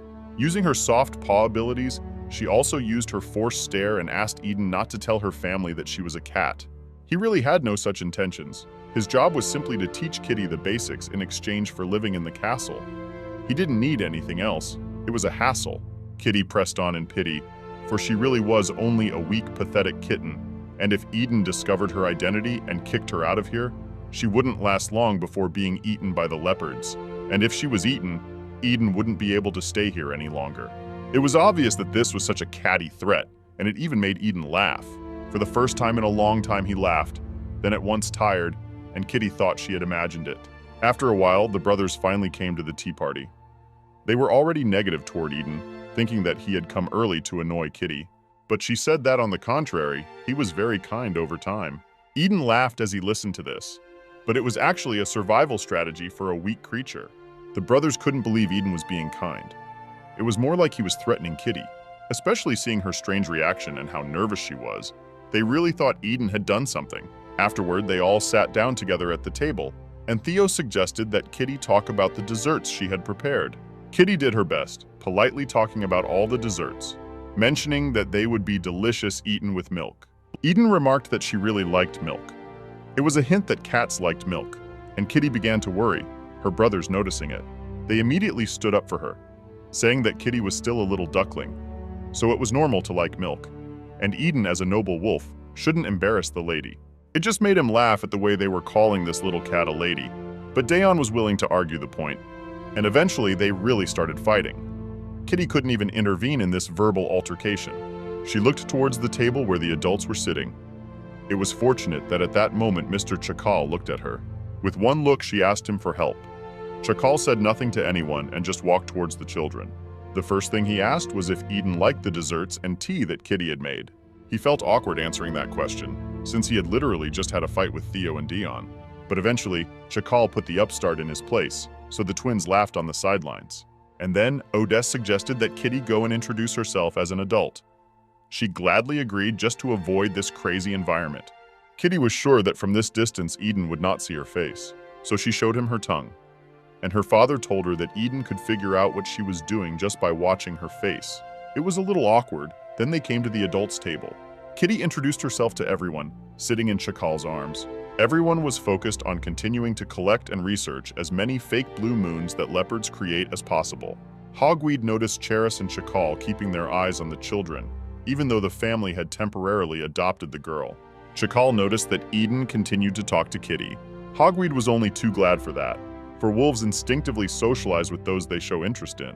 Except the family was very cautious, hoping it wasn't the interest they thought it was. But Kitty was so nice, everyone liked her, and it was obvious that everyone would want to talk to her. And then Chakal noticed the plea for help in her gaze, so he went straight to the children's table. Hogweed knew that fending off males interested in his daughter was a metaphor, but he couldn't think that Chakal would become one just a month after adopting Kitty. Whoever marries Kitty is sure to have a hard time. And after that, she was brought to the adults' table. And Cheris, as a mother, immediately became very kind. Even the tone of her voice changed. It reminded Hogweed of the times when she was first pregnant. Hogweed didn't even think she could hear everything. It was a new voice, but now he realized how much they wanted a daughter. And she was also so cute that everyone was delighted. Each of them received an invitation from her with an adorable paw print on it. Kitty was delighted that everyone liked her stamp. And everyone was also delighted that she had written the invitation in beautiful letters with her own hands.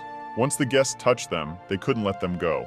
Hogweed had thought at first that the Gridwolves had lost their minds, but now the kitty's charms were really hard to resist, not only for them, but for everyone present. For the rest of the day, the guests kept praising Kitty all the time, and then it was so much fun that she even danced. The parents brought in an artist to capture the moment, and were careful to make sure the artist didn't miss a single hair of Kitty's. Eden had gone with her father to his house to pack, and luckily had told no one about Kitty being a cat. But now she thought she would have to please him in everything to keep him quiet longer. Kitty wanted to grow up as soon as possible.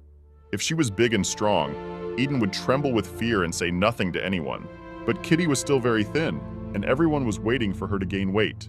So Lena suggested that she try stretching exercises because her children did them every day, and now they are as tall as Sir Chakal. Kitty said she was going to be as tall as the head of the family and really wanted to learn how to stretch. Suddenly, the maid in front of her turned into a wolf. She was a very large wolf, and Kitty took her animal form as well, but she was so small that she could easily fit in Lena's mouth. The maid showed her the stretching exercises, and Kitty watched carefully. Then she tried the same thing, but it stretched like processed cheese, for she was very flexible. Kitty wanted to be a big, fearsome cat, not just because of Eden, but for revenge. It wasn't enough to grow up. She also wanted to learn how to fight. She had already gotten a lot from this family, but she thought asking for a combat instructor would be too much. And then she had a great idea. The next day, she sneaked onto the training ground unnoticed, but she thought she had arrived too late. Her brothers were supposed to have a fencing lesson at this time, and by watching them practice, Kitty was going to improve her skills without spending a penny. Before the lesson began, each participant had to make a call of readiness. Then all the wolves around them howled loudly, and that sound echoed all around. Kitty really liked the way they howled, so she decided to do it with them. But she didn't expect her voice to be too different at all. And she said very loudly, "May!" Then everyone paid attention to her. Kitty felt awkward, for she had tried to do it very quietly, but they heard her anyway. Chakal immediately went over to her and pulled her out of the bushes. In fact, a hairball like her stood out very much in the greenery.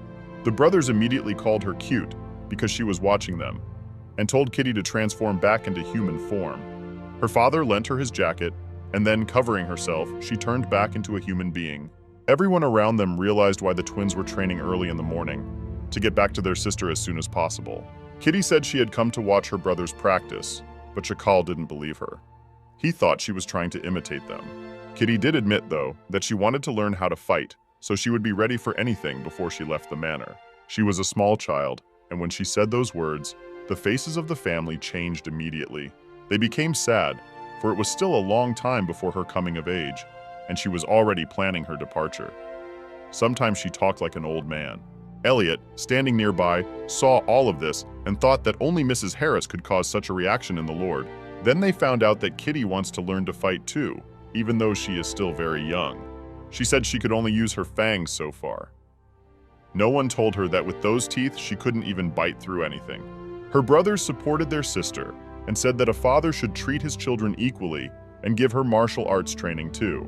Afterward, they talked with Elliot while Kitty waited on the sidelines. Just then, Elliot looked at her with a smile, and Kitty realized that she was allowed. Elliot will be teaching Kitty martial arts starting tomorrow.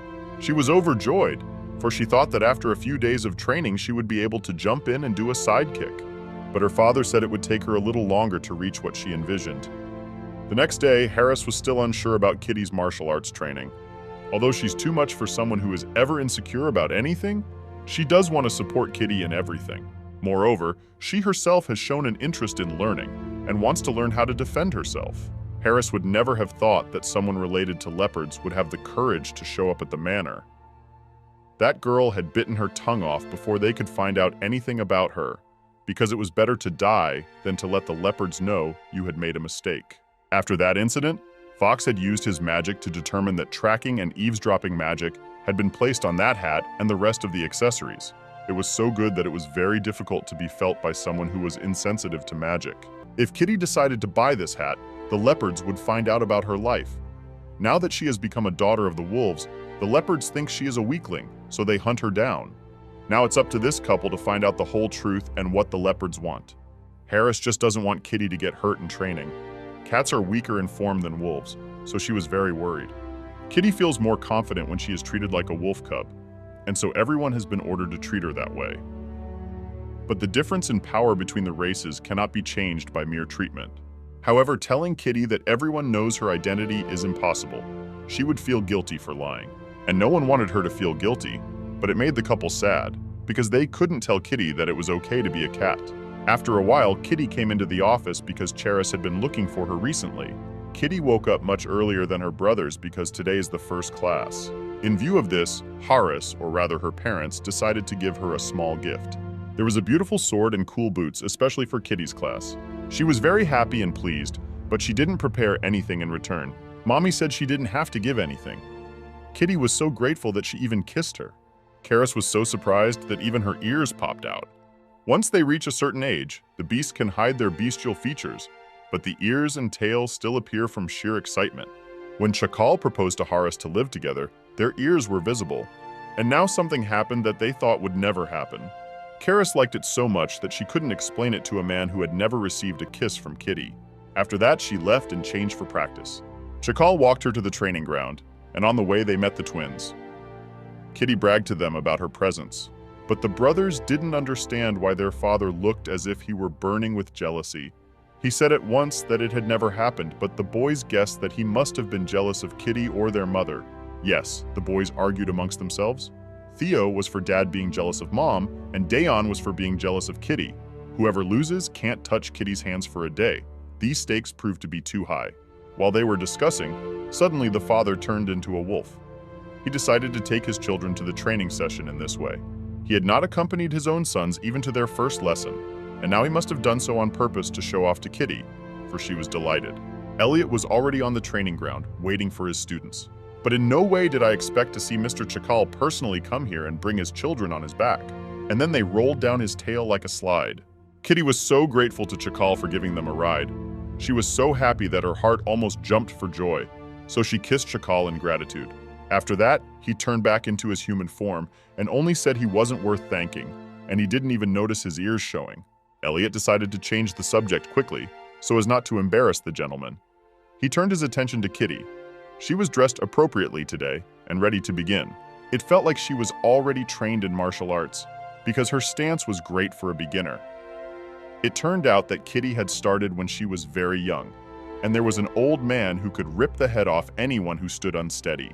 Everyone was just shocked, and Kitty didn't understand their reaction because she thought this was something that happened in every job, but this was the first time they had heard of it. Elliot was even sad that Kitty had to learn how to stand from such a horrible man. But she had a perfect rack.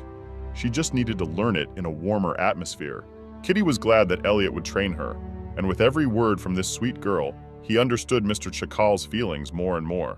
First, her skills had to be tested before she could start practicing. All she had to do was catch the beads one at a time as quickly as possible as they rolled down the slide. It seemed as if this was the easiest and most favorite thing for Kitty to do, and she did it perfectly. Elliot thought at first that she could not catch a single balloon, for her nickname was Soft Paws, but she was confident in her abilities and showed them perfectly, so they moved on to the next test. There were many tall logs of different heights. Here we had to test and improve our jumping skills. Kitty had to jump high at one time.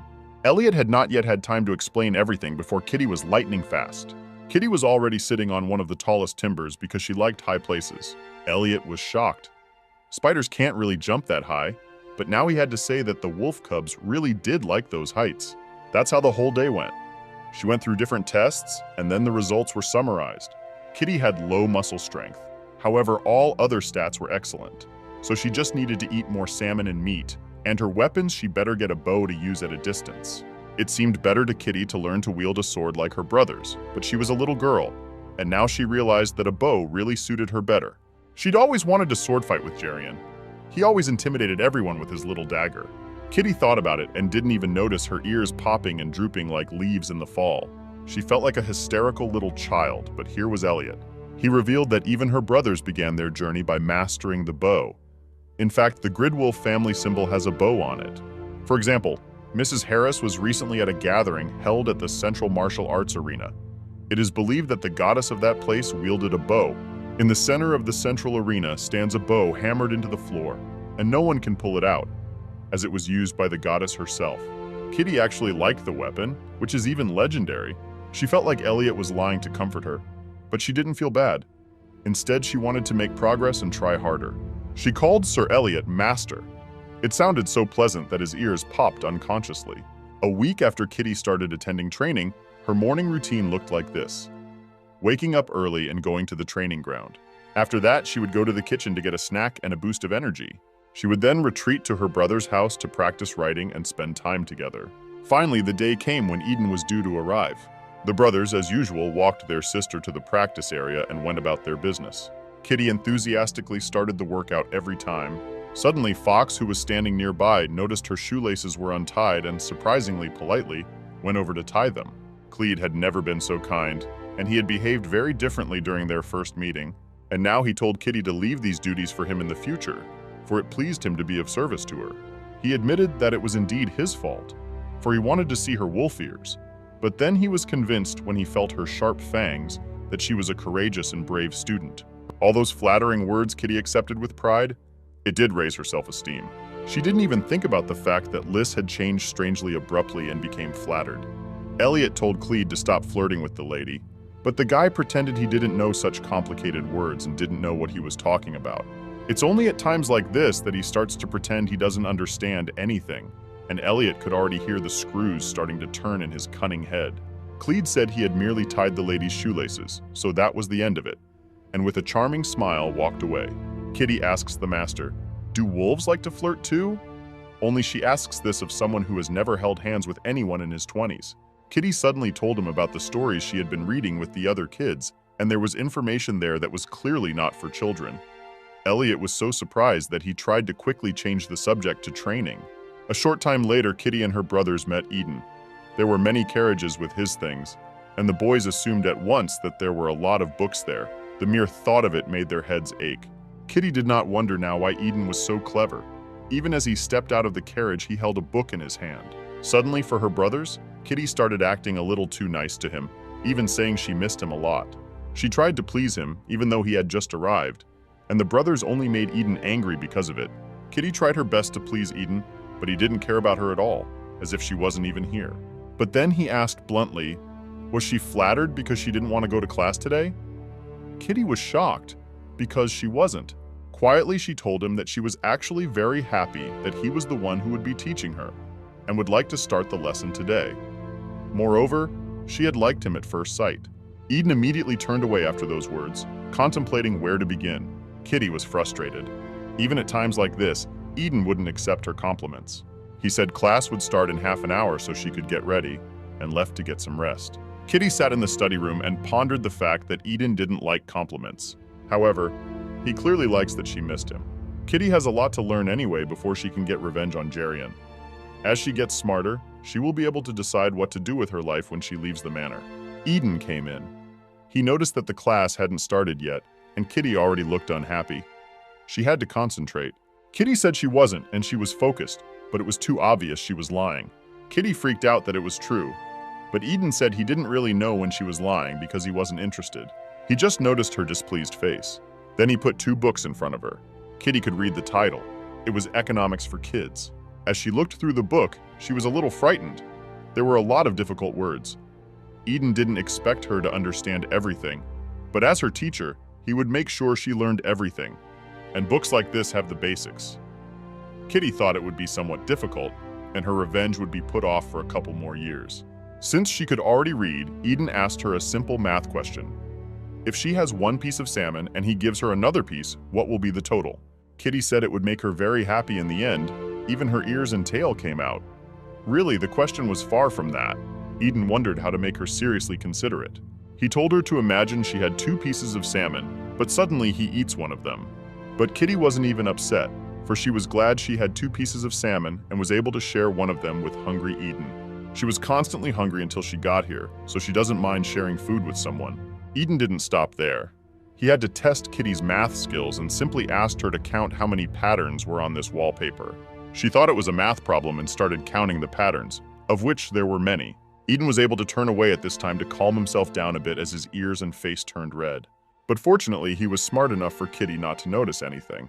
Then he brought many more books on economics, world history, and so on, all of which he was going to teach Kitty, even though they were just the basics.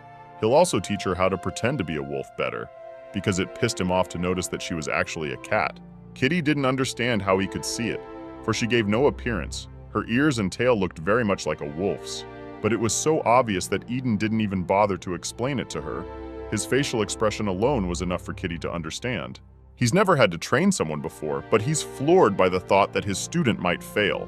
Kitty said she liked him, but wolves aren't good at lying about feelings to others, so she shouldn't throw such words around left and right. Kitty then tried to convince him that she really liked him, but it didn't seem believable. He'd just given her a lesson and she'd immediately forgotten it and was talking about some feelings again. And Eden really didn't like wolves with bad temper. Kitty asked about the expression when wolves say they want to bite someone. It turned out that it was a common phrase, although they could really bite if someone was really nice. Kitty said that Eden, if she wanted to, could bite her at any time. His face was so surprised that he slammed the table sharply and walked away. Trying to come up with an excuse for forgetting to bring something with him, he told Kitty something to read while he was gone and left. Kitty just wanted to be friends with him, and it was coming out the other way around, and she was frustrated. At that moment, the twins were walking down the hallway and bumped into Eden. They thought that the lesson was over, but then they noticed that Eden was blushing all over, and he looked worried. He immediately made an excuse for himself and walked past them. As they looked after him, the brothers realized at once what might have happened. They too came into the room and began to question Kitty about what Eden had told her and what he had tried to do. When they were sure he hadn't kissed her or touched her at all, they immediately calmed down. They told their sister not to let Eden think they had a special relationship. They decided they needed to be friends. The main thing is that it should be any relationship without kissing. Wolves can be a little clingy after all. The important thing is for Kitty to be careful. Theo and Dion didn't understand why themselves, but they couldn't stop being nervous. They felt they had to protect Kitty, so they decided to keep an eye on her and Eden during class. It seemed okay to them at first, but eventually the twins were not allowed to attend Eden's classes. The reason for the refusal was that Kitty found it difficult to concentrate in class when her brothers were around. Also, the twins have an overly busy schedule. So it had been a month since Kitty had started learning and calling Eden her teacher. But every time she was so tired, she felt like she just had a palace now. All because her tail repeated the motion behind her hand as she wrote something, and her emotions made it more agile. Her brothers said it was cute, but she ended up suffering for it herself. Eden had taught Kitty the basics of writing well enough. Now it was necessary to make her start talking like an adult. But the pronunciation problem won't go away until she grows a new tooth. He's growing up faster than he might think, though, and when he's fully grown, Kitty will be all grown up and able to talk properly. Eden asked what she would do when she grew up, and Kitty said that she would have to leave with the Gridwolves as soon as she was of age. Wolves become adults at the age of 19. Until then, Kitty will study hard to exact her revenge. Eden listened to her so attentively and pondered her words that he did not even notice his hand reaching out to touch Kitty's hair. Dayon at this moment, though he was far away, sensed some unkind odor.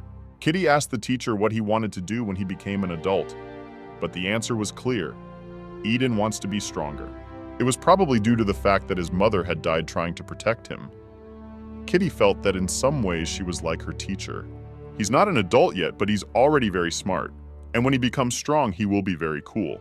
Kitty was having such a nice conversation with her teacher, but suddenly her brothers came running into the room, even though they were supposed to have practice now. They finished it early and ran in to see their sister, with the hope that her class was over so they could go for a walk with her. Eden said there was still 30 minutes to go, but of course no one would listen to him. Dion picked Eden up and carried him outside with the others.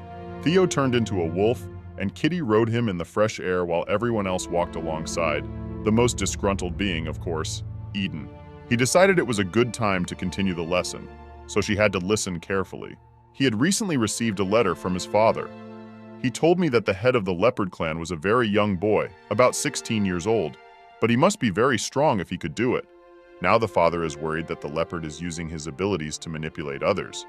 Once the leopards are done with internal governance, they will move on to foreign policy. Kitty couldn't understand why the wolves and leopards were always fighting. Eden told her that they dreamed of subjugating all creatures, and to do this, they would use the magic of the moon, which they had gotten at a high price 12 years ago. Because of what happened, leopards started attacking bears, wolves, and foxes. The bears have managed to isolate themselves from the outside world, and the foxes were exterminated, and the survivors became servants to the wolves. Chakal and Haris will surely fight leopards one day too. Kitty told me that her ponytail was also hurt by leopards 4 years ago, but luckily they only bit off the tip. The madness of the leopards of 4 years ago is no longer the same as it was 12 years ago. It seems that they will try to achieve their goal by any means necessary, and leopards may have supporters among other races that would require investigation. Sooner or later, leopards will come here, and there is a chance that we will have to put up another memorial to the dead.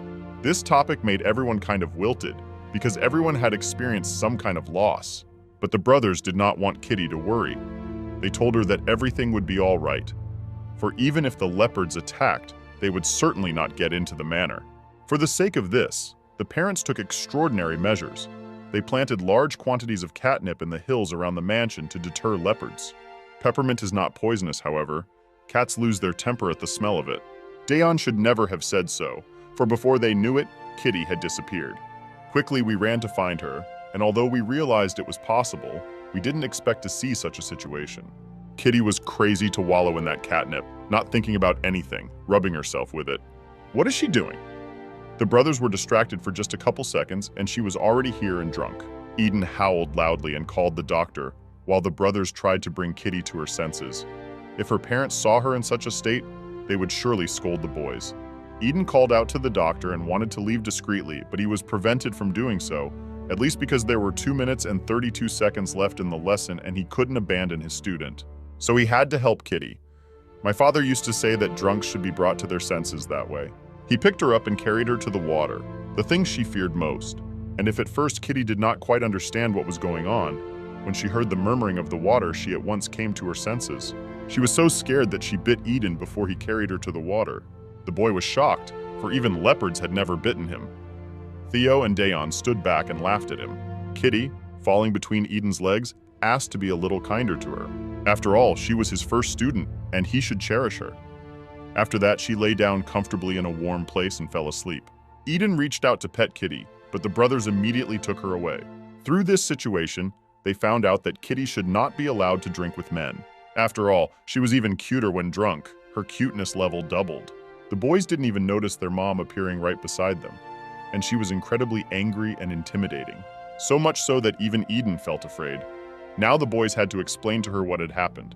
But when Harris saw Kitty in some strange state, she immediately softened and began to worry, asking what had happened. Kitty, who had been asleep just a second ago upon entering the arms of Mrs. Harris, immediately became very active. She was perfectly fine and even offered to do her signature dance. At first, Karis thought everything was fine, but after Kitty suddenly started dancing on the grass, it started to seem a little suspicious. But despite the suspicions, the dance was very cute, so everyone was charmed. Suddenly, however, her active movements ended with Kitty simply falling asleep. The doctor was already there. She said she was fine, but she noticed something strange. She immediately reported the not very pleasant information to Mrs. Harris. Then the mother became very anxious about Kitty's condition, but she hadn't forgotten about the 3 guys at all and said she was expecting a letter of apology from them. Soon a lab report came back about the improved catnip. The doctors thought the lady had been exposed to catnip. However, this mint has been improved to deter leopards from invading the estate, and it has been confirmed that if even a small amount is inhaled, intoxication will last 4 days. Kitty had been under the influence of catnip for half a day, but she was almost recovered, which was very surprising and unusual. Chakal, despite the lateness of the hour, called Clead to him to ask him something. He had heard that Clead was taking an interest in Kitty. The boy was annoyed that he had been summoned at this hour for that. Well, of course, he said it was true, Kitty was very nice, and so on. However, the head of the family could not be fooled by such talk. He asked what the real reason was. Clyd, as the most sensitive to magical currents, must have noticed something. He had adopted some abilities from his ancestors, and although he hadn't practiced in a long time, he was able to enter a state of mana recording. Abilities are passed down from generation to generation. Once a skill is passed down, foxes can view the records their ancestors left in their minds through magic. Beastmen with ordinary and magical abilities cannot quickly remove a poison or curse, but its religious guardians have the healing power of covenant magic. Clyd had learned enough information, and said the gentleman had adopted a challenging child. Chakal had already guessed that when Icarus died, he had transferred his powers to his only daughter, Kitty. This assumption turned out to be true, for Kitty had something to do with the blue moon. In fact, the power of Icarus is only passed on to firstborns, so the Mana records say. However, it seems most logical to describe the lady's ability to heal as a special power associated with the Great One. People's powers are passed on to their next of kin at the moment of death. But Kitty didn't witness the deaths of her father and brother. Kitty said that this moonstone gives off a warm glow, though Cleed feels only dislike from it. Chakal, thinking about the leopard spy, decided to give Cleed a special assignment. The day after that situation, Kitty woke up. She was having a very hard time. Mrs. Harris was next to her. She knew at once that Kitty was hungover. The girl didn't understand at first, but then the memories came back to her. Under the influence of catnip, Kitty had done some very embarrassing things, and now alone didn't even know how to act. Doctor examined her condition and was very surprised because yesterday she was in pretty good condition, but today she is even better. It was very surprising that Wolfie had such healing powers. Kitty was worried that her identity would soon be revealed. She was intoxicated with catnip after all. But the worst thing that happened was she bit Eden, and she has another class with him today. Kitty was afraid she'd come out and there would be a poster hanging there exposing her for daring to bite Eden. But no one had suspected anything yet. Kara said that wolves often get drunk on catnip, so it was normal, but she told him not to go where the herb grew. It was very difficult for the doctor to lie, so she kept quiet, but she would have to put up with this lie for Kitty's sake. The girl promised that she would never again go where the sweet, tantalizing smell came from. Cleed came to see Kitty during practice. He had heard that she had gotten very intoxicated last night, but was fine today. Carefully, he brought her warm milk and honey. Cleed often gives Kitty sweets, but this is the most touching. It turned out that Mr. Jakal had ordered him to accompany Kitty from that day forward. Cleed said she was actually quite happy about it, and now it was hard to tell if the fox was lying or not. The master had ordered Cleed to accompany Kitty and protect her from anyone involved with Blue Moon, as well as monitor her mana flow. Cleed was only too happy about this, because he knew it would be interesting with Kitty. Jakal tensed up a little and told the boy not to even think about showing sympathy for Kitty, and said not to even touch her soft hands, ears, and tail, but the restrictions didn't end there. Jakal went a little overboard. He forbade Cleed to speak more than 3 words and ordered him to treat Kitty like a wolf, but not even to look at her, his gaze always to be fixed on heaven or earth. Cleed, of course, wasn't going to abide by those rules. His job was to get Kitty to safety as soon as he felt the power of the blue moon. Jakal gave Elliot a job related to Kitty's secret that needed to be dealt with. Investigate the leader of the cats, Jarian. Kitty was practicing archery. Her practice wasn't finished yet, but already the teacher had arrived. Everyone already knows about how Kitty had sinned in front of Eden, and now she didn't even know how to approach him. She was afraid he was really mad and even came all the way here, but they say the first bite doesn't feel as painful, so maybe he's not really mad. Kitty went over to him and immediately apologized. She even let him bite herself until he felt better.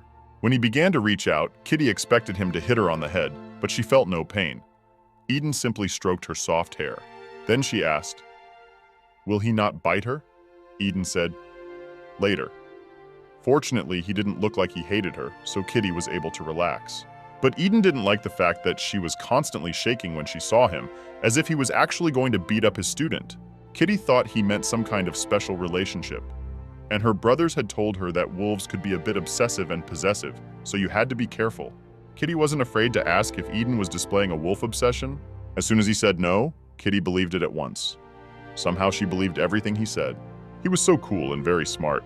Of course, such praise pleased him, and immediately lifted his spirits. Kitty wondered if she would ever be able to understand wolf obsession.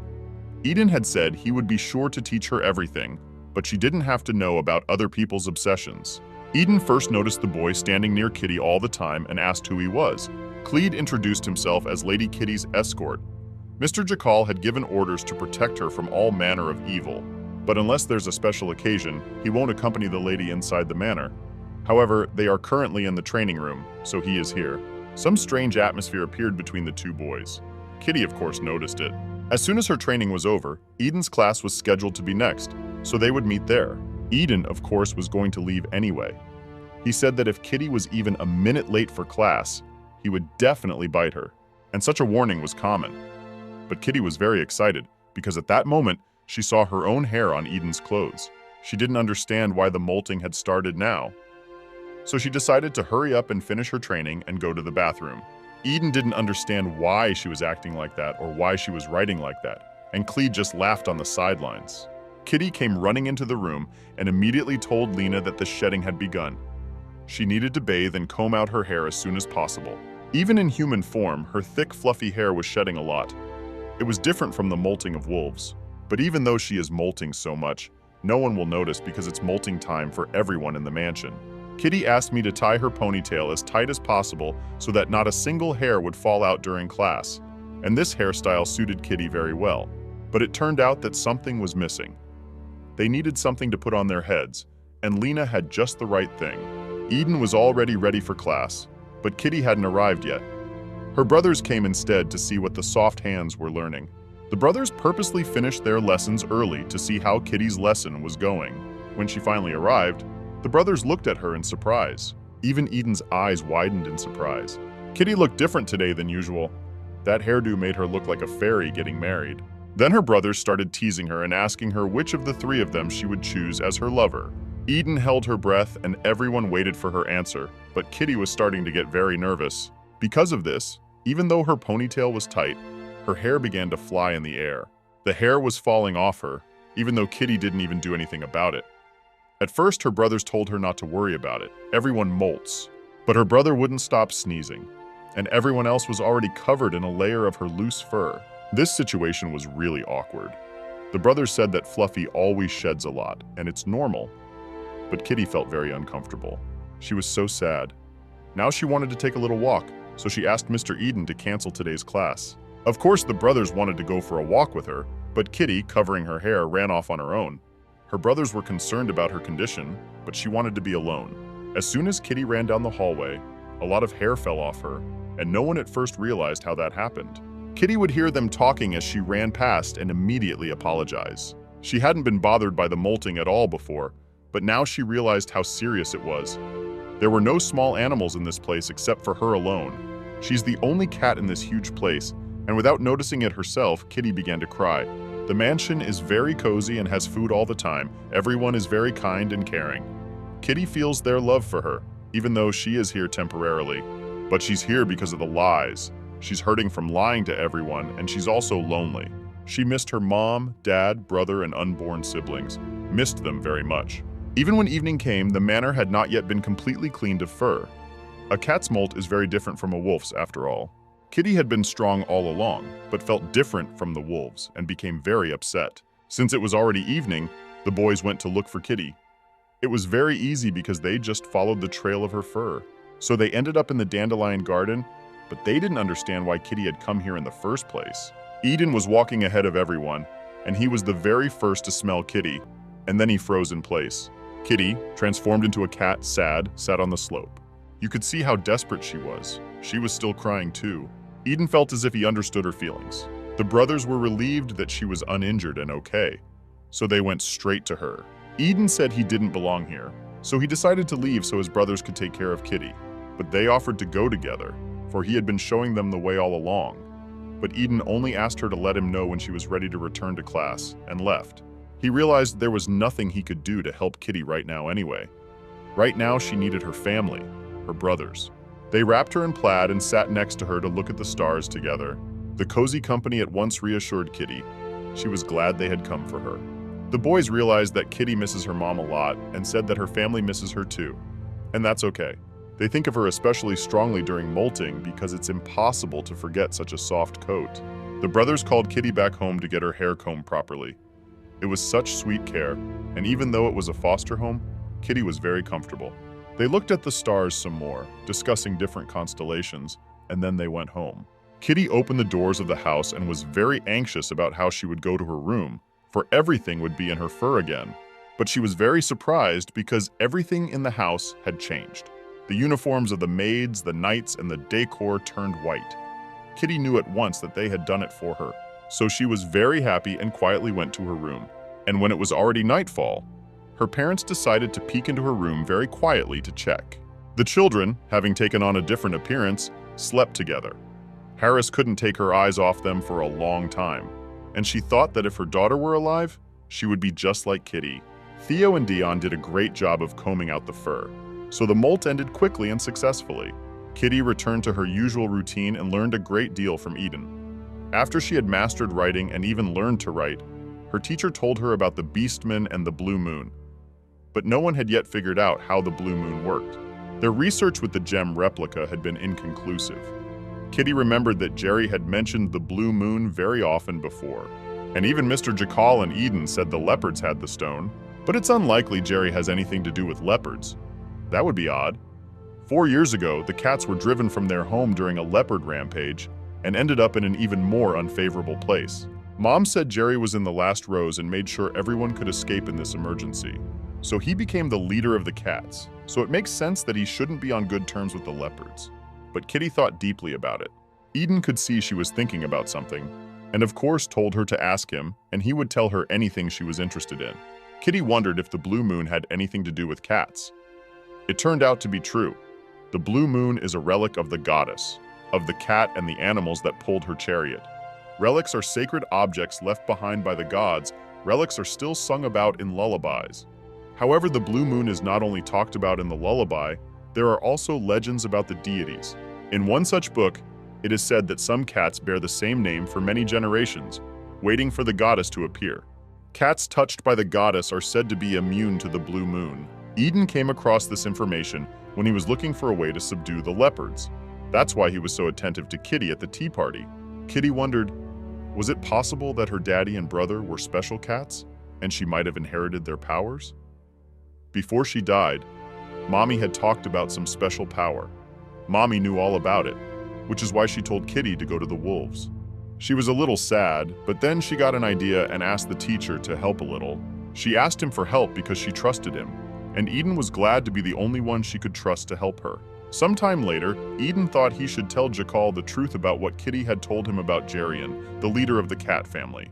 Jakal was very surprised at first, but he was not comfortable with Kitty hiding her identity, about herself, about her family, yet she told Eden everything. Kitty herself asked Eden not to tell anyone about being a cat, but still, it's not something to hide, because everyone already knows the truth. If Kitty hadn't been afraid of being exposed, Eden would never have seen this side of her. Eden smiled as he remembered how she acted in front of him to keep him from revealing the truth about her being a cat. Only he didn't find the best place to smile right in front of her father. But they got back to serious talk about Jarian mentioning the Blue Moon, and there's a suggestion that it has something to do with how and where leopards get imitation blue moons. Jakal told Eden that Kitty's father and brother, they were both named Icarus, and they were both immune to blue moon magic, meaning that other cats aren't immune to blue moon, but Kitty is a different case. First, we need to find out if the stone is affecting Jarian. Jakal asked Eden to report right away if Kitty said anything else. Eden didn't want to talk about the one piece of information he wanted to hide at first, since Jakal was already on edge, but for some reason he decided to say something before he left. After this information, Jakal could no longer stay in his office. As soon as he came out, he informed everyone that he now needed to discuss an extremely important matter with his wife. No one had any idea what the gentleman was talking to Eden about, but the matter was apparently very serious. Harris was working quietly in her office, and suddenly her husband came to her. It was immediately clear that something was wrong. It was a very urgent matter requiring immediate discussion, and he held out a small notebook to Cheris. Once she opened and started reading the contents, she was as shocked as Jakal. Now she too was going to do everything as soon as possible. Elliot could see that something was going on and very serious, but he was given no information. The mistress ordered him to release some of his knights to prepare for next week. Elliot was already nervous, so he asked what would happen next week. He was expecting some information about leopards. However, it turns out that Kitty will be 7 years old next week, her birthday. It's so cute that none of the parents could keep working. First, they had to decide what they were going to do for Kitty's 7th birthday. Elliot didn't even realize that all this time they'd been talking about his birthday. A while later, there was a family dinner, and Kitty noticed that all the wolves had started wearing nice furs around their necks. And of course, the color matched the color of their fur. They seemed to make themselves such capes after molting.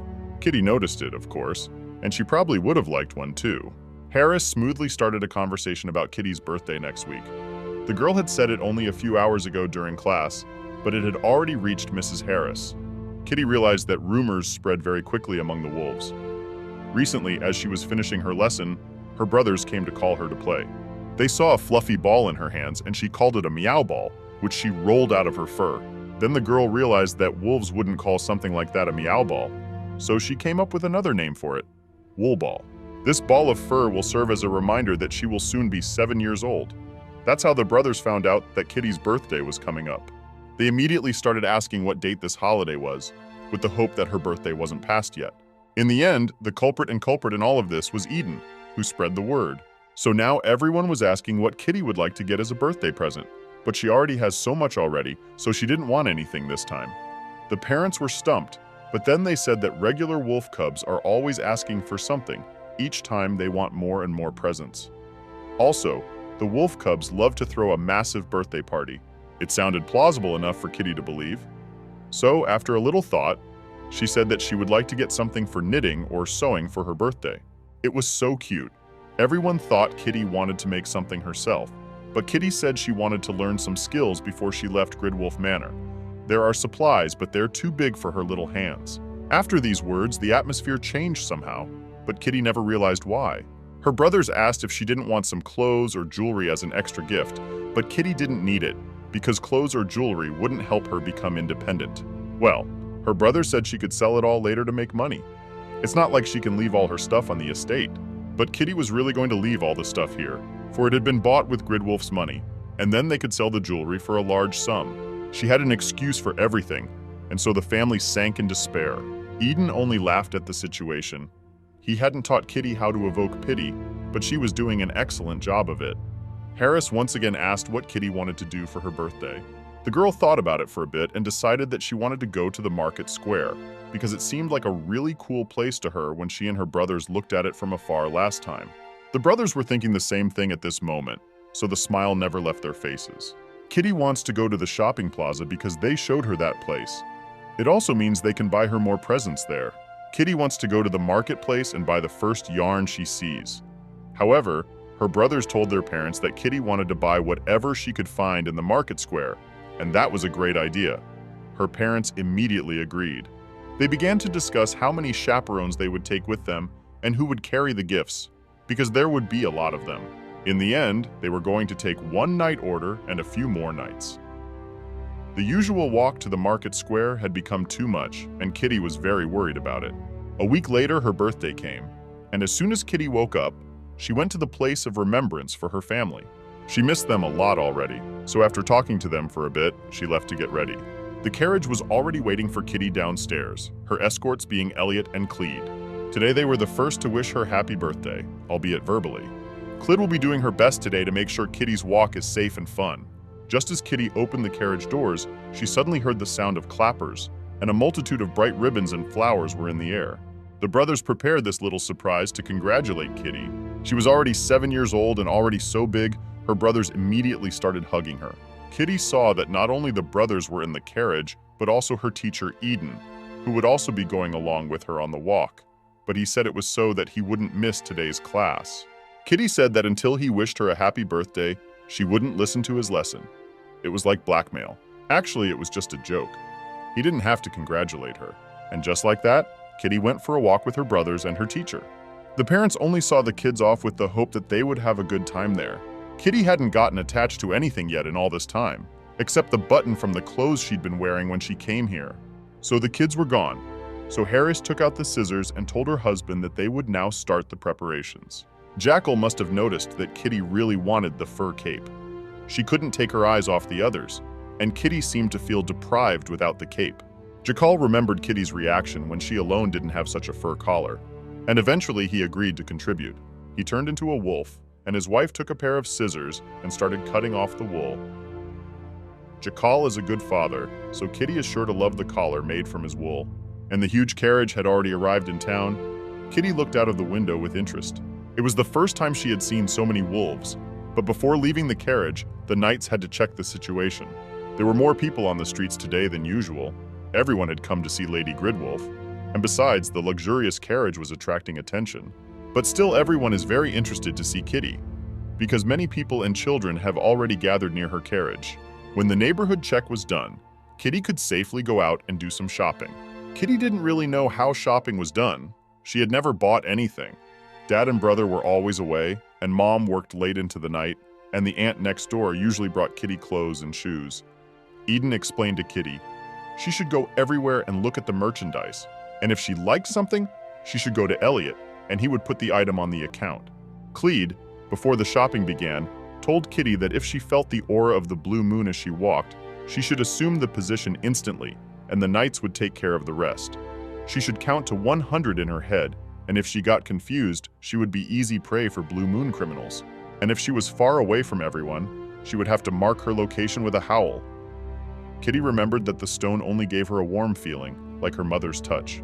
Kitty finally stepped out of the carriage with her brothers and immediately caused the residents of these areas to be mortified. She was so small, like a doll, and had already made friends with her brothers and other young gentlemen. One of the people watching said that this girl did not look much like a wolf, but the opposite. This man was immediately forgotten, because recently all the people had heard a very frightening howl. The voice definitely belonged to Mrs. Harris, and she informed everyone to treat her daughter as a god, and anyone who disobeyed would be quartered. So everyone, keeping that in mind, simply welcomed Kitty as Lady Gridwolf. And Kitty was glad that everyone was so nice to her, not even realizing that they already knew her identity. The first thing Kitty did was to go to the yarn counter. There were so many different kinds that it was hard to choose one. While she was choosing, the brothers only gave Elliot one look and told him to buy everything here. But of course, Kitty bought separately only one yarn that she chose, and the knights took everything else while she can't see. At this sweet moment, someone was watching Kitty from the window. The knights were all over this little girl like one big cloud. This woman watching from the window was not alone. The king had released her from her imprisonment, but for a reason. She had taken one look at this sweet girl and knew what she had to do. Usually cats frown when they sense the blue moon, but if this little one doesn't show any signs of disturbance, you should be brave enough to kidnap her. This woman, using the influence of the blue moon's power, ordered several men to kidnap Kitty, even if blackmail and threats against Gridwolf had to be used. Kitty was just surrounded by attention, and besides, it was very crowded outside. It would have been very difficult to notice that she was being followed now. But the people who were under the influence of the power of the blue moonstone, as if under hypnosis, held the thought that they should approach the cat, and if it frowned, back away, and if it did not react, then grab it. Clede, sensitive to magic, sensed an ominous aura emanating behind him. He sensed a distraught animal approaching. Elliot had gotten the information, so he already had his hand ready on the hilt of his sword. The maddened animals were quite close. At such a close distance, the ladies would definitely feel the aura of the blue moon, and when they realized it would be too late. But the only thing that happened as soon as these people came near was that Kitty felt very good. Her spirits suddenly lifted. Elliot and Clede were amazed at how her spirits could have risen in such a tense environment. And those people got the signal that Kitty wasn't frowning, but her mood had lifted. How can that be? Elliot immediately ordered the 3 suspicious individuals in the crowd to be captured and pointed his sword at them. Besides, it was obvious because they were running away. Clede and the knights worked together, so they grabbed 2 animals at once, except that they didn't sense the most important villain. This woman watching the cat was very excited about this find. A cat that's excited about madness.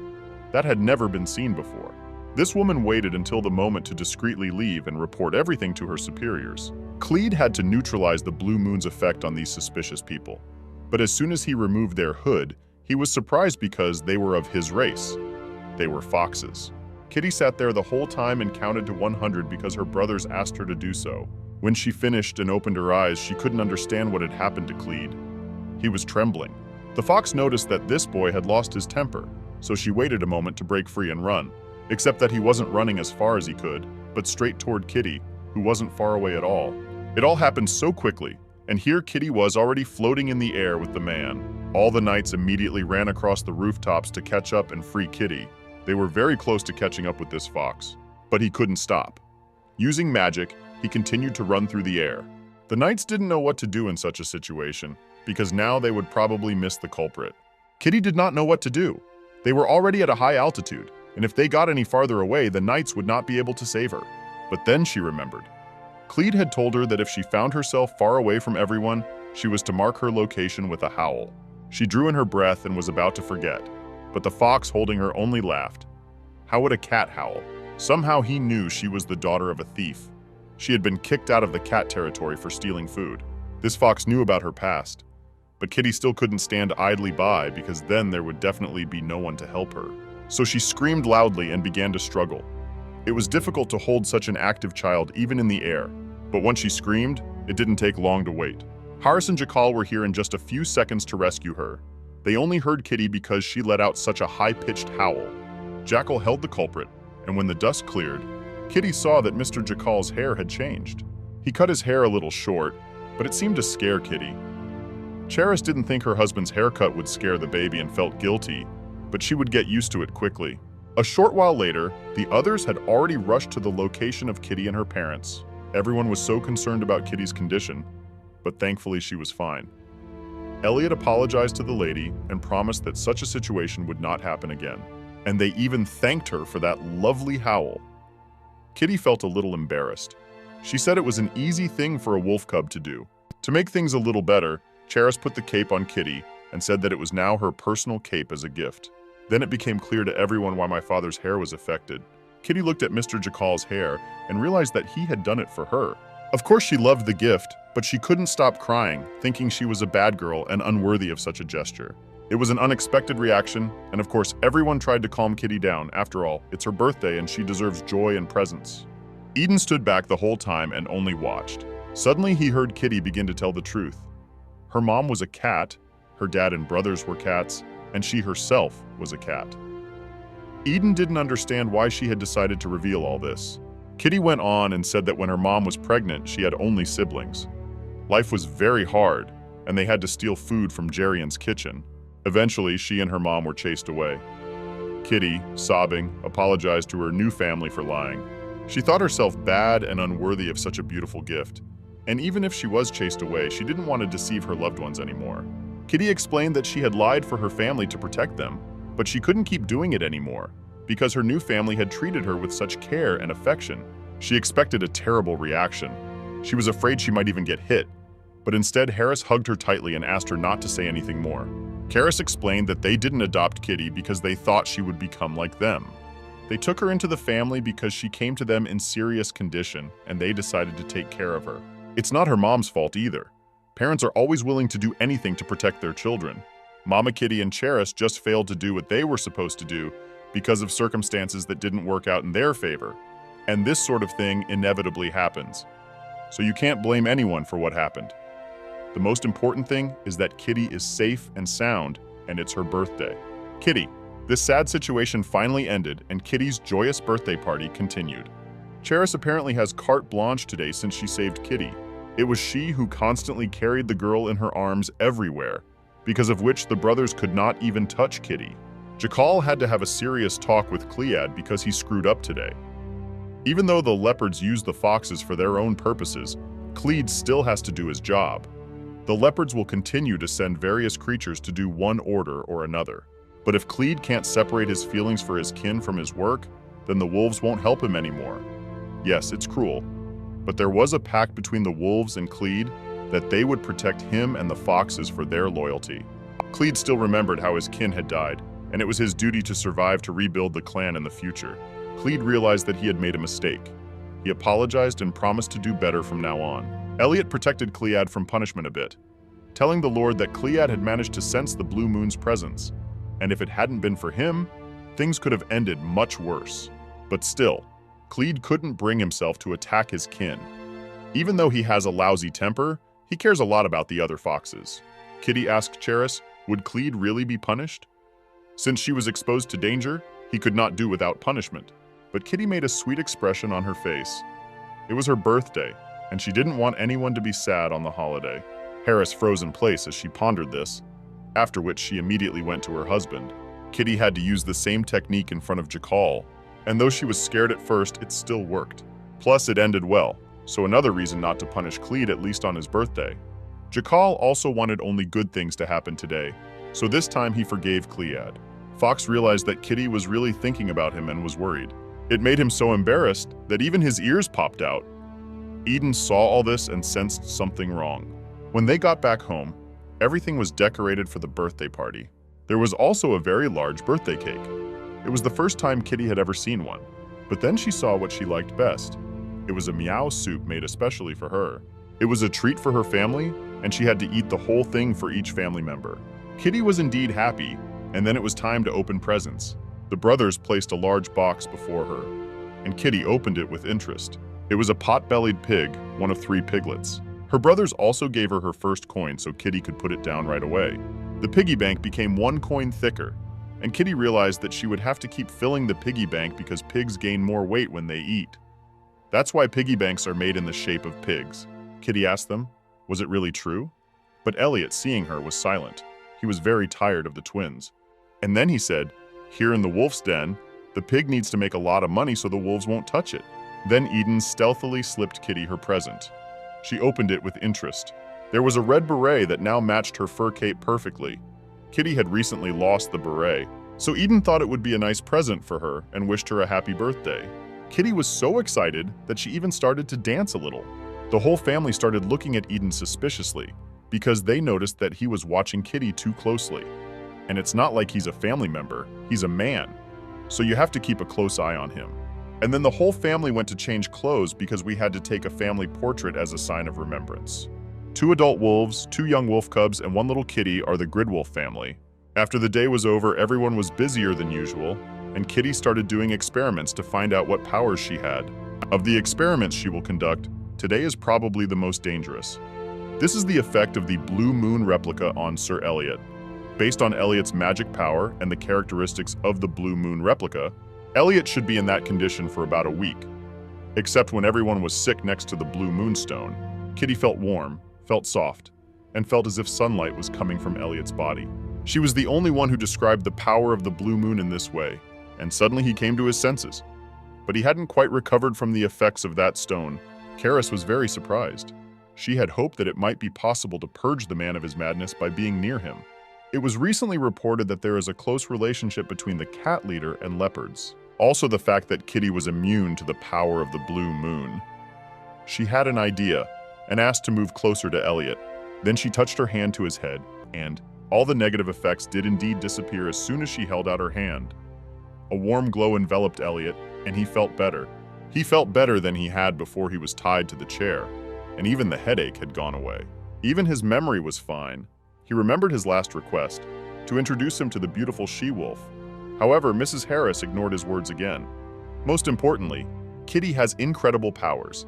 She can help those who have been exposed to the magic of the Blue Moon. Perhaps that's why the fox who kidnapped her has awakened from his madness. Direct contact with a demented creature works best. That is, the closer Kitty is, the more effective her skill works.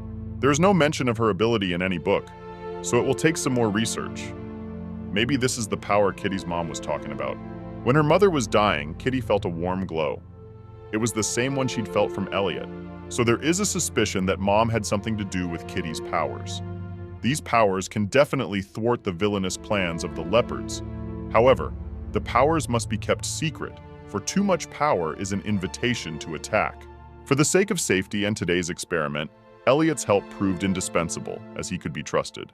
The fox who kidnapped Kitty the day she was born, thanks to her power, is already recovering and sharing all the information. He's cooperating with the guards because he's a member of the Kleda clan, so everything's under control. Kitty really wanted to save all the foxes as soon as possible so that they would think she was good and beautiful. Daddy asked why she was so eager to be thought beautiful. Kitty replied that it was certainly not unreasonable, for when she became an adult, she might live in fox territory. Only it wasn't something she could say in front of her parents. Of course, the couple immediately began to talk Kitty out of the idea, saying that there was no better place to live than Gridwolf Manor, and she could settle here when she became an adult. Kitty nodded, and only then did they let her go. A few days later, the first snow fell. At the end of the year, the wolves gather in the center of the estate to hold a memorial service for wolves killed in the battle with leopards. The memorial service is the wolves' way of ending the year. However, children are not allowed to go there, so Kitty and her brothers are left to watch over the mansion. The girl remembered that Eden's mom had also been killed by leopards, and today was Victims' Day, so Kitty decided she had to do something. The first thing she did was go to the kitchen asking for some sweet cookies. There she was able to drink milk and finally get a cookie. But as she was about to leave, the cook carefully removed the hair from Kitty's clothes.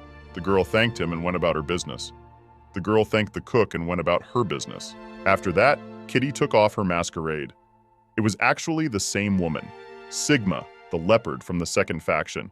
Kitty ran to Eden's room, knocked on the door, and waited for his answer. But for a long time, there was silence. Kitty kept saying she was near the door, and finally Eden opened it. Kitty saw his slightly reddened eyes and realized that he had been crying, so she cried too. Eden tried to calm her down and carried her into the room. It was important that Theo and Dayon didn't see her crying and make a fuss. Eden sat Kitty down on the table and showed her his handkerchief, which was completely dry, to prove that he had not cried. Kitty at this point handed him a bag of cookies because she knew he hadn't had breakfast yet. Eden accepted the cookies but wondered if she'd given them to anyone else like Clede Foxtine. Clede went to pay his respects with the other adults, so Kitty brought cookies only to Eden. It seemed to lift his spirits. He thanked her for the cookies and said that Kitty could go now. But she didn't want to leave because she thought Eden would start crying again. He reiterated that he hadn't cried, but it was as if Kitty had lost her fear after her identity was revealed, and Eden could no longer blackmail her. But she could still see that his eyes were wet. Eden couldn't deny it anymore. He just sat there sad, staring at one point. Kitty didn't know how to hold him, so she just rested her head on his shoulder. He, of course, began to resent her heavy head, but Kitty advised him to just stroke her hair and then he would feel better. Still, Eden heeded the advice and began to stroke her hair. At that moment, Kitty began to talk about his mother. She always said he was smart, and she was a genius herself. She was the smartest of the wolves, but Eden doesn't remember much about her. She made him read all the time. His mom died around this time of year. It was the first time Eden had ever told Kitty anything about herself. She was so touched that she wanted to hug him very badly. In such situations, this kind of action usually helps. Kitty said she would be there for Eden on the same day next year. Then he asked what would happen in a year. Kitty answered that she would be around in a year and in another year too, promising. Kitty was going to be by Eden's side until she grew up and left the mansion. But Eden took it a little differently. What she had told him was that usually wolves only made such promises to one person. He said that she should make such promises only to him. Kitty is good at keeping promises, but she didn't realize the seriousness of what she had now agreed to. Eden, on the other hand, got what she wanted and was even able to smile on this sad day. When more snow fell, the kids were finally able to play snowballs and goof around.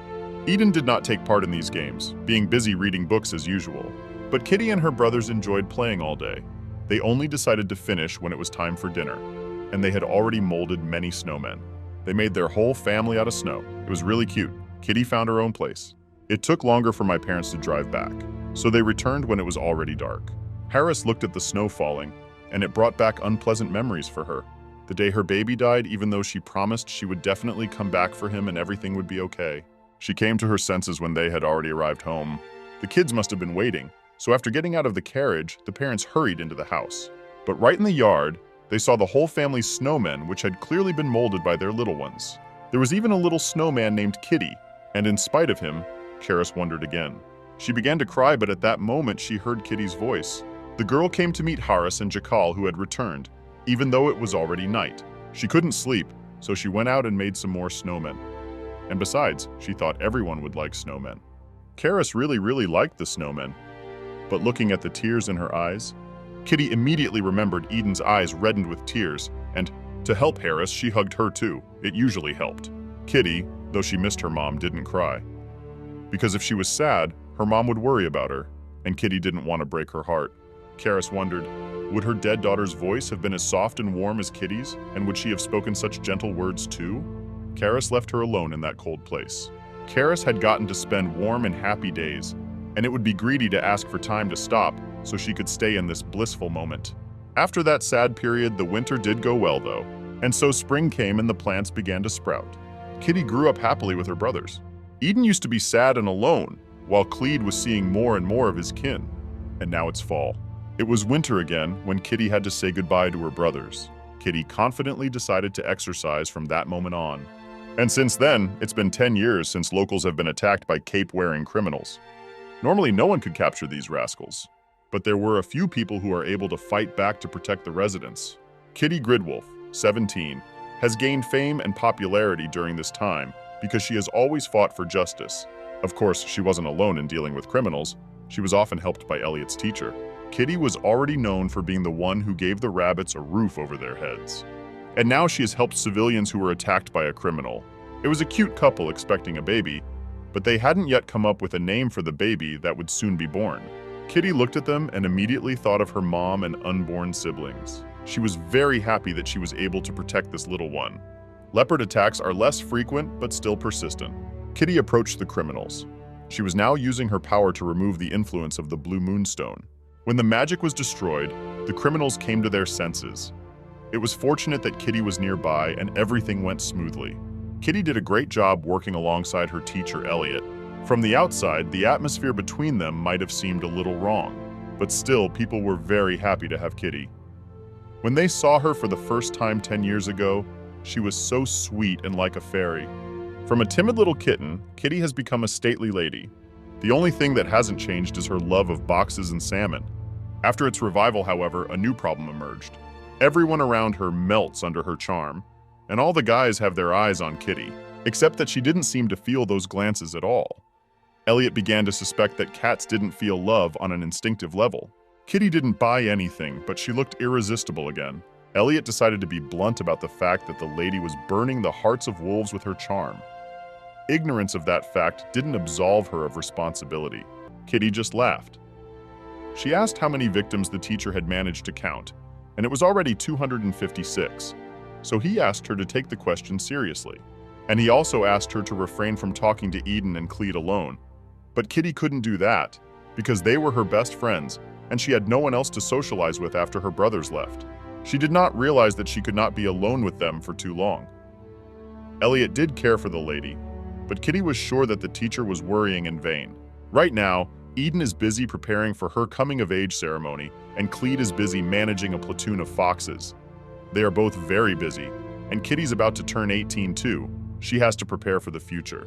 She still hadn't forgotten Gerion's retribution, revenge for him killing her mom.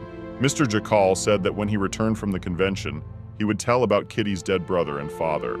The girl thought they might have something to do with the Blue Moon. Then her revenge would begin at once. This time, all the criminals turned out to be foxes. And thanks to Kitty's powers, they quickly returned to their former state. But somehow this time, she noticed that the foxes were different from all the others. This is not the first time Kitty has seen the foxes purified by the magic of the Blue Moon, while constantly remembering their dying mother. Kitty wants this suffering to end soon. It's all going on because of those leopards. Over the past few years, leopard attacks have been relentless. Their goal is to kidnap Kitty or get her hair, because the hair holds information about the magic they want to learn. Despite the Gridwolf family's best efforts to protect Kitty, her enemies still managed to get one of her hairs. Leopards are so persistent, and also the fact that they are studying Kitty really scares her, especially the woman that Kitty has encountered several times in the last 10 years. Even thinking about her sends goosebumps running all over my body. Over time, the Gridwolf family has discovered that the bond between Gerion and the leopards is very close. The leopards kept blowing blue moon magic at Gerion.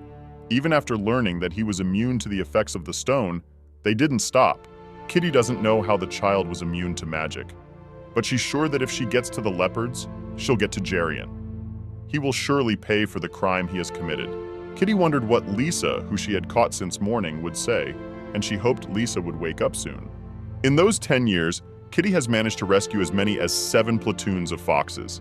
It's expensive to house them. Kitty really hoped no one would take away her piggy bank. It's the untouchable fund of her savings. Of course, no one was going to charge her. But the more foxes that were together, the more powerful Clede's magic became, because he could resonate with them. And his powers had long since outgrown his age. Soon he will be the full ruler of the foxes, and then they will all leave in place Great Wolf. Elliot is just waiting for that moment, but Kitty didn't understand this attitude toward Clede because he is such a nice boy. He treats Kitty well because she didn't make him do housework like Elliot did. Kitty went back to her room. There, as usual, Lena was waiting for her. But Lena is getting older, and it's getting hard for her. So soon there would be a maid to replace her. But Kitty really didn't want that. She liked the way Lena did her hair and helped her. Lena had trained her students well enough to get some of them to like Kitty, and she hired them as maids. Walking around the estate, Kitty saw Eden and immediately ran to him. Instead of greeting her, he stroked her head, and Kitty liked that very much, except that usually those moments always ended. Eden could smell the foxes on Kitty, and she told him what had happened today. Kitty was on her way to meet Clede. He was just waiting for the lady. The relationship between Clede and Eden was still not the best. You could say they were rivals. But Kitty, as usual, guessed nothing. Eden Vivis is a handsome guy with a promising future. He is the only candidate for the head of the Vivis family. He is very cold and calculating, but not with a lady. With Kitty, he behaves quite differently. Several knights who confessed their feelings for Kitty were sent to the Vivis family knighthood. Clede Foxtine, he's clearly not himself with the lady. As he grew up, he became almost the same height as Elliot. He was surprised by that, by the way. Apparently all mages have such good bodies. Clyde's magic grows stronger day by day. He uses skills the wolves couldn't imagine. However, since Kitty doesn't notice his feelings, the guy is going to have a hard time. Elliot wrote all of this in his personal journal because he felt sorry for both of these guys. Elliot, her teacher, thanks to him, Kitty knows how to do a lot of things. She would be practicing magic in today's training session, but it was the hardest thing she'd ever done. Cats were much less good at magic than wolves. Kitty was offended. She didn't understand why it was the cats who were pulling the goddess's chariot.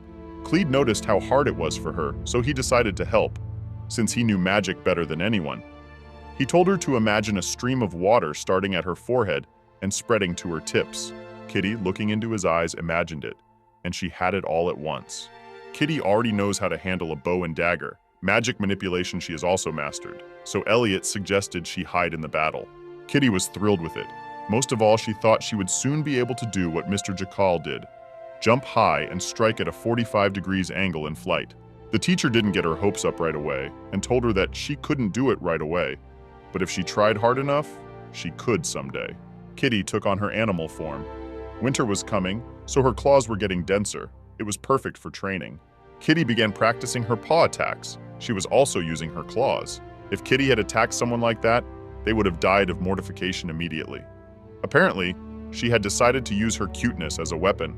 Kitty practiced until her strength ran out, and when the practice was over, the first thing Eden did was walk over to her and take her in his arms. Clede came in at the same moment, and he would have liked to take Kitty in his arms too, so he said that Eden shouldn't get his coat dirty with wool. However, it still did not help to convince him. One of the knights relayed an urgent message. The foxes that were caught today said they were sent by Jerian. Hearing that name, Kitty immediately assumed her human form and went to look. One of the foxes had already come to his senses. He was horrified. The rest of them had lost their minds to the blue moon used by a yearling named Jarian. Only it's unknown if he really has a true blue moon, but the important thing is that this stone did work. Also, Jarian has ordered the capture of Kitty, who lives at Great Wolf Manor. Jarian said he had some purpose and that he needed to check something out. He also said it would be possible to try to at least get a strand of Kitty's hair. She hadn't forgotten about him all this time, and now he'd finally shown up on his own and decided to come after her. Now she wouldn't have to look for him. He'd already done it for her. He also mentioned that one of the helpers would be approaching her very soon. But how exactly, the fox doesn't know. He would probably try to send someone to be Kitty's personal maid and maid. But in any case, these people would have to be trained by the steward or butler first. A personal maid for the lady will be chosen especially carefully.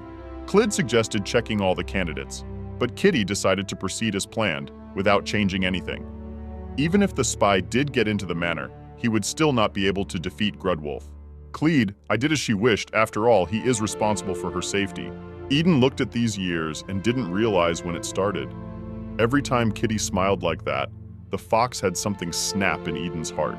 He still remembers how they made a promise to each other to always be there for each other, but he can't believe she looks that way to others as well.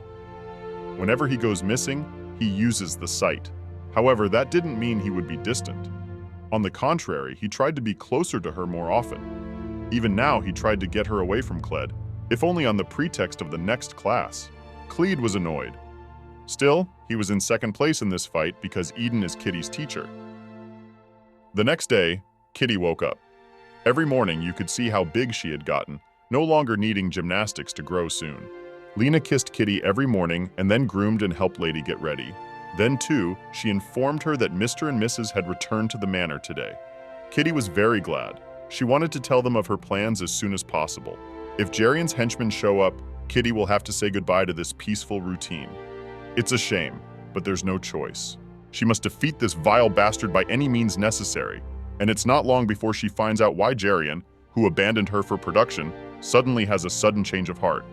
Knowing his character, he'll never act openly, so he's sure to send someone up. Sometime later, when Jakal and Harris arrived home, it was their son who greeted them first. But only a few seconds had passed, and here was Kitty already running toward him. The first thing she did was jump into Jakal's arms in cat form. She was so cute and she knew he liked it. They exchanged a couple of phrases, and while it might seem cold from the outside, in fact, Kitty was already well aware of Jakal and his facial expression, so she started rubbing her head against his face. Of course he was enjoying it. Her fur was so soft and thick. It would soon be molting season, so he would brush her belly. It was already a tradition. Kitty finally turned her attention to Mrs. Harris as well. There was much more to chat with her. Kitty hadn't seen her in a long time, so she was very glad to meet her. Then she remembered she had something she wanted to tell them both, so they moved into the study. The parents were shocked when they learned that the head of the cats was targeting Kitty. They suspected it was an order from the leopards. Kitty told of her suspicions that Jerian would plant his man in the servants' quarters here, and then the long surveillance would begin. But this is a great opportunity to get information. It seemed to many that this venture was too dangerous, and if a spy was chosen to be a servant, it would be a bad thing. But Jackal decided to do as Kitty had said. He wasn't going to hire a spy, though. It wouldn't be that hard to find a spy after all. The parents had something to say to Kitty, too. During the time they had been away, they had been able to learn that the man who had been introduced to watch the leopards had been found out information. The leopards have Kitty's hair and are doing something with it. Also, some points about Jerian. When evening came, Kitty and Jackal did something that they do very rarely, and only the two of them. He put a basket on the table where Kitty used to sleep a lot. She turned into a cat and crawled into it. Now she's fully accommodating because she's grown a lot. Now it was time to check her height. Kitty thought of cheating and keeping her shoes on, but Jackal noticed it right away. So she woke up and stood by the closet where he always marked her height. Jackal drew a line over her head. It was noticeable how much she had grown since last time. After this little procedure, Jakalu revealed that, according to Hogwood's research, Jerian does indeed possess a blue moon. But then, the question about leopards comes up. Their interests are a bit more complicated. The leopards are affected by the stone and become beastly. An imitation of the blue moon was created with Jerian's immunity. The real stone is kept in a tower guarded by leopards, and it is a stone that only Jerian can touch. But most importantly, he is said to have recently replaced the real blue moon with a fake. Kitty said that this might actually be true, because he was always desperate and foolish. Apparently, the leopards found out about it, and because of that, there was a conflict between the leader of the cats and the leopards. But the leopards are powerless against the power of the moon. That's why Kitty is their target, because she's immune too. First, they chose her because they thought she was the wolves' weakness. Then they thought they could use her against Jerian, and now the leopards thought her powers were far superior to his. Kitty can heal creatures that have been subjected to madness, and Jerian is merely immune when the stones act, so it becomes obvious whose power is more powerful. Jakal studied the magic she placed in the spheres, and the wolves concluded that Kitty possessed the magic of a goddess. Blue Moon originally belonged to a goddess. It is impossible to freely use the power of the stone without being negatively influenced, but only if you are not its owner. Kitty can use the power of stone, so her powers are very similar to those of a goddess. Now they have to be even more careful and make sure she doesn't get kidnapped by the leopards. And Jerian seems to have already realized that Kitty has such powerful magic in her, which is why they started acting more aggressively. Kitty realized that her mother knew everything, which is why she sent her daughter into wolf territory when she was dying. Turns out, also learned something about the death of a cat named Icarus. It's about Kitty's father and brother. The materials have now been sent to Eden, so he'll tell us all about it soon. He had already read the letter. The bears had no intention of getting involved in a showdown between the beastmen, and they would consider anyone who entered their territory a trespasser. However, the two cats named Icarus had not died by accident. They didn't die in battle. They were killed by the other cats that followed them. Eden was worried that if Kitty found out about it, she'd pay the price, and he really didn't want to talk to her about it. Every time she reminisced and talked about her family, her eyes filled with tears. At times like this, Eden is overcome with anger. He feels the same way she does. He wants to tear Jerian to pieces. Kitty couldn't wait long. She immediately went to find Eden to find out from him the information he had gotten. Reading the letter, she remembered her older brother. When he and Daddy were out, he asked her what she wanted as a gift when they got back. She wanted soft hands, just a kiss. Then Daddy and brother said she could worry nothing about it, and when they came back, they would kiss her soft cheeks. But no matter how long she waited, they never came back. Kitty and Mama were still setting the table for 4, waiting for Icarus to return. One day, Gerion's henchman came to the house and reported that his father and brother had had an accident. Mom was crying very hard that day. Kitty can still see the picture clearly. She remembers the day as if it were yesterday. Now, reading the letter from the bears, Kitty could not hold back her tears. Bears are innocent creatures and they don't lie, so this information is accurate. It pained Eden to watch her cry, but still she would find out at some point. Immunity to the power of the blue moon originally belonged to Kitty's father and brother, and since the special skills are passed on at the time of their death, Gerion should have killed them himself, or at least been present for it. Eden suggested that Kitty take her cat Cloud and cry, for it was evident how hard this information was making her feel. She decided to do just that. The tears wouldn't stop, so Eden took the cat in his arms. He wasn't at all worried about getting his coat dirty. Eden told Kitty if she cried again, it would only be in front of him, and if she cried in front of anyone else, he would be angry. Then he asked her what she was going to do when she came of age. Kitty was going to get revenge on Gerion first, but what she was going to do then, she hadn't thought of. Eden offered to let her live at Vivis Manor, that is, at his house. Kitty had cried so much that she was already sleepy. She asked how long she could stay at his house. But without an answer, she fell asleep. Eden said she could stay with him as long as she wanted. The next day, Kitty awoke in comfort. Mr. Jackal, who had taken his wolf form, was lying beside her, and Mrs. Harris was sitting beside her. Eden brought Kitty in last night asleep. Her eyes were very swollen with tears. Everyone seemed to be very worried that Kitty would be sad about her father and brother, so they fell asleep next to her. Kitty was so glad. Jackal's tail is the warmest and softest in the whole world. Then Harris asked if Kitty wanted the tail for herself. Jackal hastened to stop the conversation and suggested that they all go to breakfast. Kitty suggested doing something beforehand. It was stretching time. Jackal decided to join in. He'd never done that before, after all. He was a wolf, not a cat. But now he was clearly following her instructions. He stretched his paws forward, stretched, lifted his tail, and raised his ears. It was a very funny stretch. Kitty remembered that she had always wanted Mr. Jackal to dance with her, but of course she couldn't say so. So she suggested that he stand on his hind legs and start shaking his bodies. Then he watched her beautiful cat dance. It was just beautiful. Karis looked at this with amusement, but Jackal tensed up because he knew that now he would be forced to do the same. He stood on his hind legs and tried to follow Kitty's movements. He succeeded, of course, but it was very awkward and funny. Karis couldn't contain her laughter.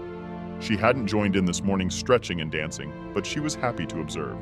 Jackal, assuming human form, was very embarrassed afterward, but Kitty was very glad that he danced with her, so she even kissed him as a thank you. Even though he was uncomfortable before, she was now able to melt his heart in a way that even made his ears and tail appear. Meanwhile, the leopards have had a discovery, a sparkling miracle. Kitty's magical power, which is truly incredible. Sigma was thrilled with this discovery, and she called Delta here to discuss Gerion. He changed his mind. He's brash, ignorant, but he's the reason the leopards can touch the blue moon. Sigma said that leopards are no longer realistically needed to create a world. Now Kitty is needed. Since the blue moon is one of the goddess's relics, you can use Kitty's power to get to the others, after which the blue moon's power will be unafraid of the leopards. Delta doubted they would succeed, for they needed to collect the legendary relics of the goddess. A stone belonging to the leopards, a mirror from the bear's territory, and a bow from Gridfulf Manor? Jerry. She seems to realize this, so she decides to get close to Kitty herself. But the leopards decide to kidnap her before Gerion does, and there's a very fitting day for it. Annual memorial service for fallen wolves? One day at breakfast, Karis struck up a conversation about how before reaching the perfect species, a she-wolf must learn to love. Kitty was delighted and thought that Mrs. Cheris would teach her love and tell her beautiful stories. Elliot told me all about it. Wolves who train hard for love, so Kitty should get a lot of love. Karis suddenly asked, "Kitty, do you know where babies come from?" Kitty said she knew everything. Men and women should sleep in the same bed and cross their tails twice. Jackal and Harris realized that it was going to be a long road to explain everything to Kitty. Today was the big day when it was time for her to choose the maid she would like the most. The 6 best candidates have been selected. 4 of them are wolves, 1 dog, and 1 rabbit, but no cat odor comes from any of them. Kitty first asked everyone to introduce themselves one at a time, and while they were doing that, they were to drink tea from one of the cups in front of them. Each of the maids carried out the instruction, but Kitty had asked it for a reason. She scrutinized their every movement and what they were saying. Kitty had left 3 servants behind. She thought that Jerian had sent 2 spies, and she came to that conclusion for a reason. All the candidates knew that they were to be servants for a 17-year-old girl, but some acted as if this fact was of no importance. Marie and Anne, they both put 3 sugar cubes in their warm tea and milk. The feeling was as if they knew that Kitty had liked to do this as a child. That's exactly why Kitty thought they were spies, and she had already informed Eden and Clede about it. Clede would be watching them with his magic, and it wouldn't be long before all would be revealed. Kitty left 2 spies, but she also left a servant, except one named Baniel, because this girl turned out to be the cousin of Levi the rabbit girl, whom Kitty had just recently rescued in the market square during an attack. The sisters talked a lot about it, and so Baniel, out of pure gratitude, decided to become a maid. Besides, she could do beautiful coiffures and would like to style Kitty's thick hair beautifully. Kitty liked this girl very much. She looked sincere and honest. Karis came into the room. She said it was time for a lesson on love, so Kitty had to go. But Eden said lastly that there was another servant who knew of Kitty's tastes. He was talking about one of the she-wolves, and Kitty remembered her and noticed the female. Kitty realized at once that Eden had sent the she-wolf. He was even surprised that she realized it herself. But when he drank tea, the handle of the cup was always pointed in a certain direction, and it seemed to Kitty that this was the custom of serving dishes at Vivis Manor. The servants offered tea only after the cup had been placed to a certain side. That was why Kitty realized that this girl was from Vivis Manor. Eden didn't even deny it. He told Kitty that if she changed her mind about servants, she could use that girl. She would definitely serve better than the others. He wanted that to be the link between him and Kitty. Kitty was grateful, of course, but she likes to meet Eden in person and give her the latest news. He liked that answer very much, and with a smile on his face, he left, bowing to his mistress before leaving. But Karis, with her keen eyes, had time to notice that Eden, who had been trying so quickly to get away, he blushed all over at the words Kitty had spoken and tried to hide his embarrassment by walking away. Harris had never noticed him behaving this way before and was surprised, then quickly remembered. Eden's father, Hogwood, who was not popular with the girls, still managed to marry the beauty and helped him in this servants and the estate Vivis. Harris now understood why Elliot was so concerned about the situation around Kitty and turned to Mrs. Harris. She sat down at the table and said, "We need to start classes as soon as possible." Harris was about to explain to Kitty what love between opposite sexes meant. Every creature becomes interested in the opposite sex when it reaches puberty. And then she asked, "Does Kitty have a boy she is interested in?" Kitty accepted to say that there were a great many of them, and Charis wondered. But Kitty explained that she had plenty of boys around her besides the maids, and she was always grateful for what they did for her. After that, Harris breathed out a sigh of relief. She explained that love is when Kitty begins to feel warm feelings for a man who is not a member of her family. Then her heart would pound at the thought of him, and her mind would be occupied with him. She will want to touch this man, watch his every move, and get to know him more and more. After this detailed description, Kitty realized that she had not yet found such a person. Karis began to delve more deeply into the subject. When wolves come of age, they will want more intimacy with those they love. Harris called for the maid to bring something prepared in advance. Then she laid out sweets with different shapes on the table. Kitty thought that they would spend the class eating sweets, and she was glad. Only for some reason there was no tea. All because Harris asked to bring this food not to eat, but to explain in simple language how love is physically manifested. Kitty listened to all this with enthusiasm, but with each passing minute, the explanation became more and more detailed. Kitty was shocked. She had learned things she never thought she would. Now she couldn't believe that babies didn't come from a husband and wife sleeping with their tails crossed. And after Harris's explanation, she also offered to eat those sweets, but Kitty didn't want anything else. Of course, sooner or later she was bound to find out the truth. Unlike cats, this is all natural for wolves. Now Kitty understood why the beastmen who could express love and affection were jokingly called wolves. But Kitty was glad she had learned this important thing now, because she prioritizes revenge and will now avoid love. She wondered about the opposite sex and remembered Cletus and Eden, but she exhaled a sigh of relief, for she had shown no interest in them in that sense. Oh, and she would be careful, and before she left the manor, she couldn't let any love there get in the way of revenge. The next day, Kitty got together with Lena as usual. Although Lena was already elderly, she was happy to spend more time with the lady. Kitty, on the contrary, did not want to weigh her down so much, so she said that as soon as everything was settled, she would be sure to choose a personal maid. It was now up to Kitty to carefully observe and exercise caution with these maids. All of them were well trained, so there should be no problems. Lena explained to them the lady's regular schedule, what she does and how. Kitty had come up with a pretty good plan for today. Because Sir Elliot was away, there would be no practice. So she decided to have tea with Clede and Ethan. Of course, she has her reasons for doing so. Her teacher had insisted that she not meet with them alone, so she decided to get the three of them together to make it all right. But that wasn't what Elliot had meant at all. It's a good thing he's not here tonight, or he'd go crazy. After the morning's business, the tea party was to be held in the greenhouse. Except that Eden and Clede had both received an invitation from the lady, but didn't know it wouldn't be just the two of them. And when they met in the greenhouse, they weren't happy. Kitty, seeing them, greeted them at once, but the boys seemed to be concentrating only on themselves. There was some strange atmosphere between them that Kitty could not understand. She tried to lighten the mood and said, "What a lovely outfit." And the guys couldn't figure out which one of them she was addressing. Kitty realized that she seemed to have made a mistake, but she would not cancel the tea party. Now at the table, for some reason, each of the guys looked very serious and as focused as possible. It was as if they both thought that today's tea party was some kind of formal event and wore such clothes. Kitty was even embarrassed that she hadn't dressed as well to match the atmosphere. They both looked so cool, just like any girl's dream.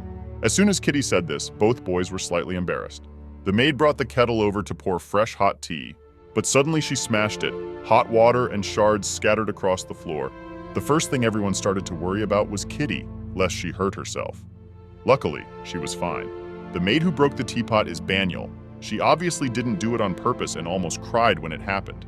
The other maids explained to her how tea should be served so that this would not happen again. Baniel apologized profusely and said that the kettle handle was the problem. Kitty arrogantly said that the maid had no right to make excuses and her transgression would not go unnoticed. Kitty ordered Baniel to be taken away immediately. Clede, of course, took care of it, for he was responsible for her. He put magical shackles on the maid. The other two maids began to discuss it quietly and laugh about how Baniel couldn't handle the kettle because it was too heavy for her. Kitty watched carefully and listened to who was talking about what at that moment. A while later, the two maids had to clean the room. They lit scented candles and began to discuss what had happened. They laughed at Baniel and Kitty. Would the adopted daughter think herself the real daughter of the Gridwolf family and throw out that one and her blunders at the same time? In any case, it was only to the advantage of these maids. They set up that oil plan on purpose. It worked perfectly. Only Jerry told them to apply the oil on the stairs, but the maids couldn't do it because there were too many people in the manor. It was very risky. Generally, the maids thought Kitty would choose only one of them, but it wasn't so bad if she kept both. While they weren't shy about discussing it and laughing, Kitty was hiding on the closet in the guise of a cat the whole time and watching. It was just as she thought it would be. These two really are Jerrian's spies. And from the looks of it, Baniel wasn't with them, for they didn't understand why Kitty had chosen this rabbit woman in the first place. Before she could act, Kitty needed to make sure that Marie and Anne were indeed spies, so she chose Baniel along with them because the likelihood of her turning out to be a spy was minimal. Being spies, they would surely try to get rid of the rabbit, as she would interfere with their plans. But Kitty didn't even think it would happen so quickly. It would take weeks for Jerrian to start doing anything. But maybe because these spies are wolves, they act more aggressively than Jerrian. Kitty was seething with anger and hatred. Jerrian had bought her father and brother to gain the ability to immunize her to the power of the blue moon. But it wasn't enough for him. He had also killed her mother and unborn siblings.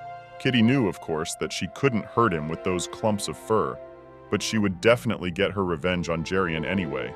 After this situation, Kitty quickly found Flora.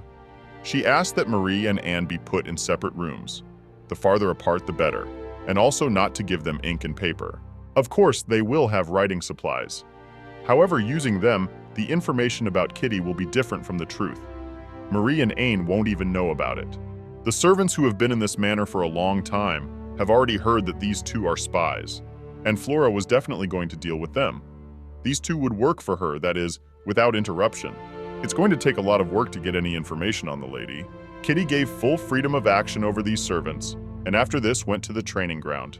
One of the maids followed her and said she would be serving the lady today. Kitty wasn't going to be lenient with Jerrian's spies. When she was younger, she had been afraid of his minions, but that was different now. Kitty, I feel safe. She has gotten stronger and has a family. Kitty is now a gridful, and she can show who is boss in the house if someone tries to hurt her. Kitty was going to let these spies know that she wasn't just some weak cat. This maid, Maria, wanted to help, so she'll be the first. Clede, though from a distance, was watching, and he couldn't take his eyes off her. It was the first time he had seen Kitty like this. He didn't approach her for a while, but then he seemed to appear out of nowhere. But really, he really liked how bossy she had become. Kitty was going to make those spies regret the choice they had made. Though it would be hard, it would be worth a try. Clede said the lady is so smart and she would have no trouble settling into fox territory. When she comes of age, no one knows where she'll go. So he offered her his territory. Kitty had given it a lot of thought. Mr. Jakal and Harris had told her to spend her life in wolf territory. Eden had offered to have her live on his estate, and now Clede was also offering her territory. However, Kitty doesn't even know what to choose, and so far she doesn't want to make a decision. However, Clede was glad that she hadn't said no, which meant there was still a chance. He wished her to get rid of the spies as soon as possible. And that maid, Baniel, is doing just fine now. She spends her days combing fox fur. Clede's keeping an eye on her. Kitty actually wondered, if she got close to Baniel, she might be able to get a chance to pet her ears too. That would be very interesting. What do rabbit ears feel like? Soon it began to rain heavily, but Kitty was not bothered by any of the weather. She kept practicing. Of course, there were a few guards and her maid. Marie didn't understand the lengths to which these spiders needed to be rubbed. After all, she was supposed to be gathering information for Jerian. But the rain makes wool so important that you don't want to do anything at all. And Marina loved the fact that there was so much work to be done here. In general, it's unexpected that Kitty has such a bad temper. She kicked that rabbit lady out just for one broken teapot. Jerian had told the spies that Kitty was a timid and innocent kitten, so Marie was sure that this girl had wilted from depression. But it turns out that Kitty walks with her head held high, and by chance, the confidence of the entire estate is thrilled with her. Marie didn't understand what was so cool about her and just freaked out. Suddenly, Clede came up to her. He had decided to make her acquaintance, for he was the attendant of the ladies, who were with Kitty nearly all the time. So now he would see her maids often. Marie was not very happy about the fact that she would be seeing Clede Foxtine often, for he is the rightful successor to the Fox Chief, and his power has been restored. He was very powerful now. Again, Marie didn't understand what this cat had done to deserve such a strong escort. Clede was still talking about how hard it was to serve the lady, and it wasn't long before the maids realized how demanding she was. He shook this maid's hand, but for a reason. Clede started talking about how her lack of magic compared to other wolves was traumatizing Kitty, and she would have a hard time when she came of age, which made her even more nervous. And when her temporary adoption is over, she will settle into fox territory. Clede must help her, as he has no choice. Marie was pretty winded, got the information she needed for Jerry, so she tried to find out anything more from Clede. Fortunately, no one could hear anything because it was raining heavily, which drowned out all sounds and conversations. Clyde had talked about how the wolves here hated him, and he'd been surviving, not living, all this time. And now he'd been thrown to the wolves and had to serve the lady. It's practice. The kids are over. Clede quickly gathered himself and went to her. And Marie stayed because she had to finish her work. Clede came over and grabbed all sorts of stuff, which gave this and the spy false information that the kids were too weak to use powers, and she didn't suspect a thing. Maria was so tired because of work, so she didn't have the energy to think about anything. Clyde also gathered information about mana. Since all creatures have different mana, he can accurately determine who touched what objects. Marie had finally finished the job Kitty had assigned her, and of course, not to be given away. She had done it perfectly. Kitty complimented the maid and her quick hands, and she said she could handle more work next time at Maria's. Mentally, the maid was already cursing Kitty, for now she had to try at everything to gain her confidence. Kitty told the maid to go back to her room and wash up, because cats don't like dirt. While this maid withdrew, another was waiting in the mansion. It would be a good time for Anne to introduce her to Cletus. He extended his hand to her with a charming smile as a sign of introduction. Anne looked like she was very pleased to meet him. All in all, she certainly liked him. In fact, there are a lot of maids here who also look at Clede. Kitty used to think they were just shy, but after her lesson with Mrs. Harris, she began to understand everything. Clede has great manners when needed, and he looks good, handsome and tall. On top of all that, he's very kind. That's why everyone blushes at the sight of him. Kitty had never thought about it before, but now she was looking at him so intently that she even blushed too. Clede noticed it and just guffawed. but in truth, his heart couldn't stand such stares from the lady. Kitty went to get cleaned up after practice and class was about to start. All the while, Lena had been delivering tons of information to the maid on how to care for Mistress. Kitty scoffed at all this, but this was the sort of thing any maid who wanted to be a personal servant would have to go through. Kitty headed off to class. After years of lessons with Eden, she had become familiar with everything about the Wolf Clan and had learned a lot about the Beastmen world to be able to settle into any territory. Eden is a good teacher, though a little harsh. During this lesson, for some reason, she had been thinking about him a lot, and Eden had noticed it. When he asked her what she was thinking about, she bluntly said she was thinking about him, and the guy was a little surprised. He quickly changed the subject, continuing his study. Today they were studying the northern terrain. The northern lands are bare territories, and the entire surface of the land is covered with snow or ice. Kitty thought that if she walked through the snow in her cat form, she would leave cute little footprints on the ground. The northern lights could be seen in the sky, and large salmon were abundant. Kitty really wanted to go north. Eden was supportive of her aspirations and ideas. Once they solved the problems with Blue Moon, they could go north together. Kitty summarized what she had learned today, but it took a while. When she finished, she noticed that Eden had fallen asleep just like that, sitting up. He's tired after all the work he's done. He does more than just teaching. Kitty looked at him, and it was the perfect chance to scrutinize his face. Very soon he would be the head of the Vivis family, and Kitty would not be able to see him so often. Suddenly he opened his eyes and asked, until when was she going to stare so intently? Kitty was surprised. She thought he was asleep, so she felt a little embarrassed. Eden said he was tired, so he would read it in his room and quickly left. Kitty noticed that he appeared oddly, but didn't have time to ask. The maids came into the room and brought snacks. The teacher had left, so Kitty suggested that they eat with Lena. The maids saw Lord Eden leave the room. His face was bright red, right up to his ears. They worried that he might be feeling ill. Kitty thought that perhaps it was her own fault and she had been careless. She asked Lena to tell the doctor to deliver the medicine to Eden. While Kitty was busy minding her own business, the maids were doing a lot of work and gathering false information. There are a few days left until Kitty's birthday. Right now, Anne's spy is helping to brush her hair. Kitty ordered her to brush each strand of hair separately. She knew it was tedious and made no sense, but she couldn't let a spy get a simple job. In a few days, my older brothers are coming for their birthday. They will have a 3-week vacation because they got excellent grades. Unfortunately, they won't make it in time to see Kitty's fashion show, but then they get to spend a lot of time together. Kitty has missed her brothers very much. She would like to make snow wolves with them again this winter and is looking forward to it. Presently, Mr. and Madame Velra came to see her. The couple had come for Kitty to choose suitable outfits for the next festivities.